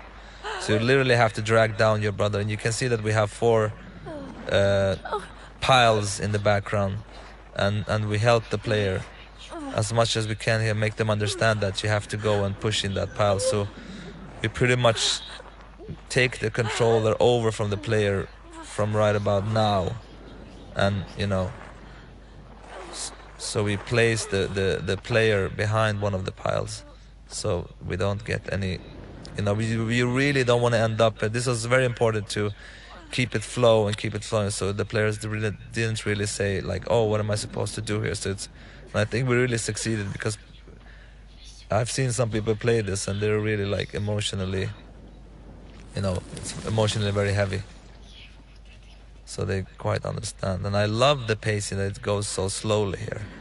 I think it works really well.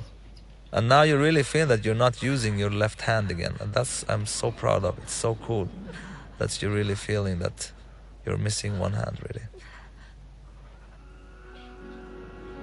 Now you have the bird coming back. I'm gonna leave it up to interpretations here. I know exactly why he's back and what's going on, but it's more fun for you out there to figure it out. In a way, I think it's quite obvious, but I mean,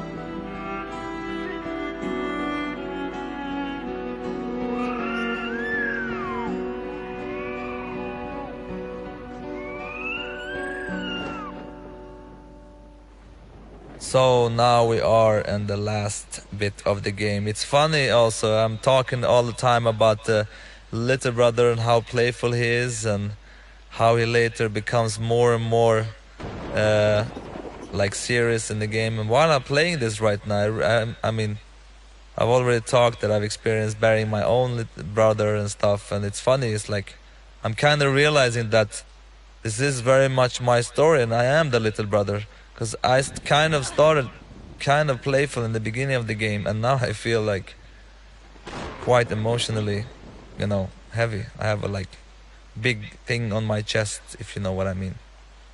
But anyway, to get back to the design, this is actually the biggest design issue. I could literally not sleep when I came up with this. I even remember that time. Now you remember that little brother could not swim, of course.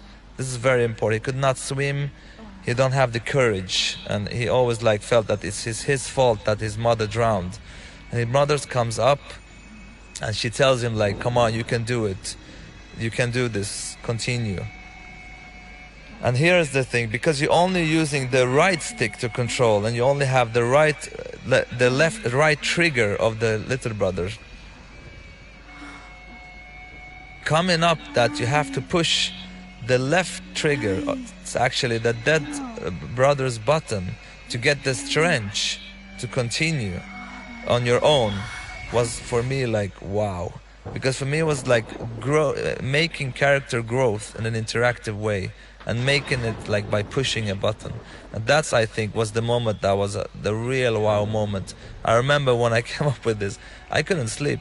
I was like up all night, and I came in the day after the team. I was like, okay guys, you were gonna go nuts. And when I tell them that, you know, they were like, wow. And this is for everyone. I think this moment is the big moment. So when I push the right trigger, he just cries, he can't. But when I push left trigger, you see the camera goes down a little bit, kind of to show that something is happening. It gets more strange. You hear the big brother's voice in the background, and the controls start to shake.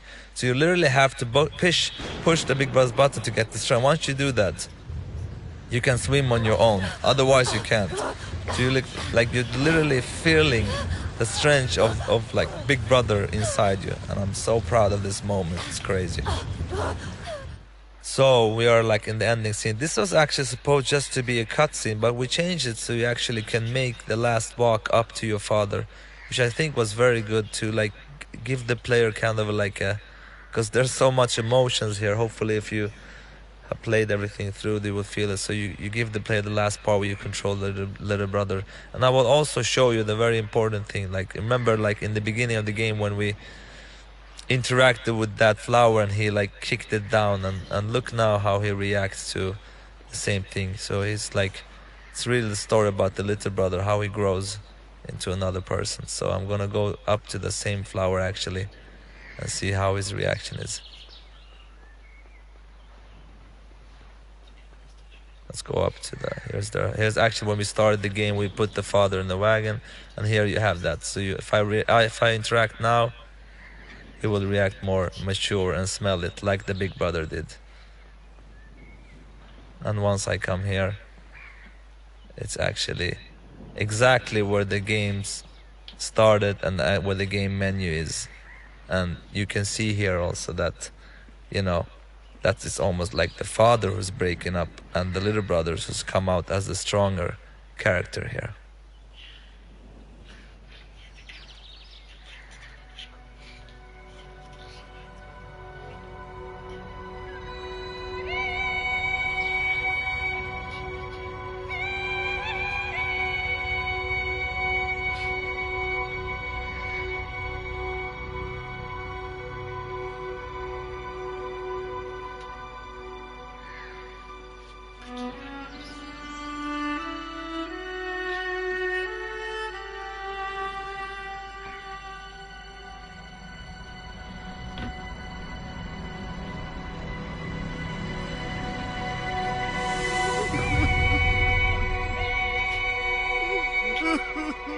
So this is the end of the game. I hope you enjoyed me talking about this, and I hope you enjoyed the game, and I'm looking forward to create a new game with the whole team of brothers at the new studio called Hazelight.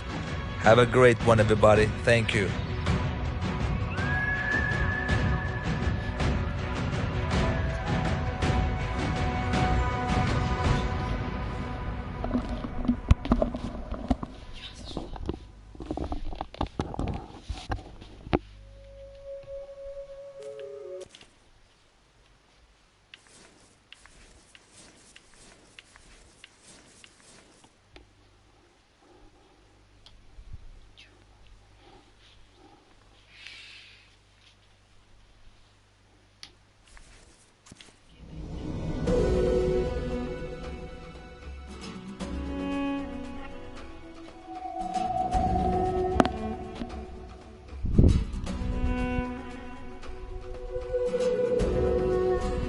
Спасибо, что друзья были со мной, посмотрели фильм от создателя игры. И я на этом прощаюсь с вами. До новых встреч, до встречи в следующих прохождениях. Всем пока!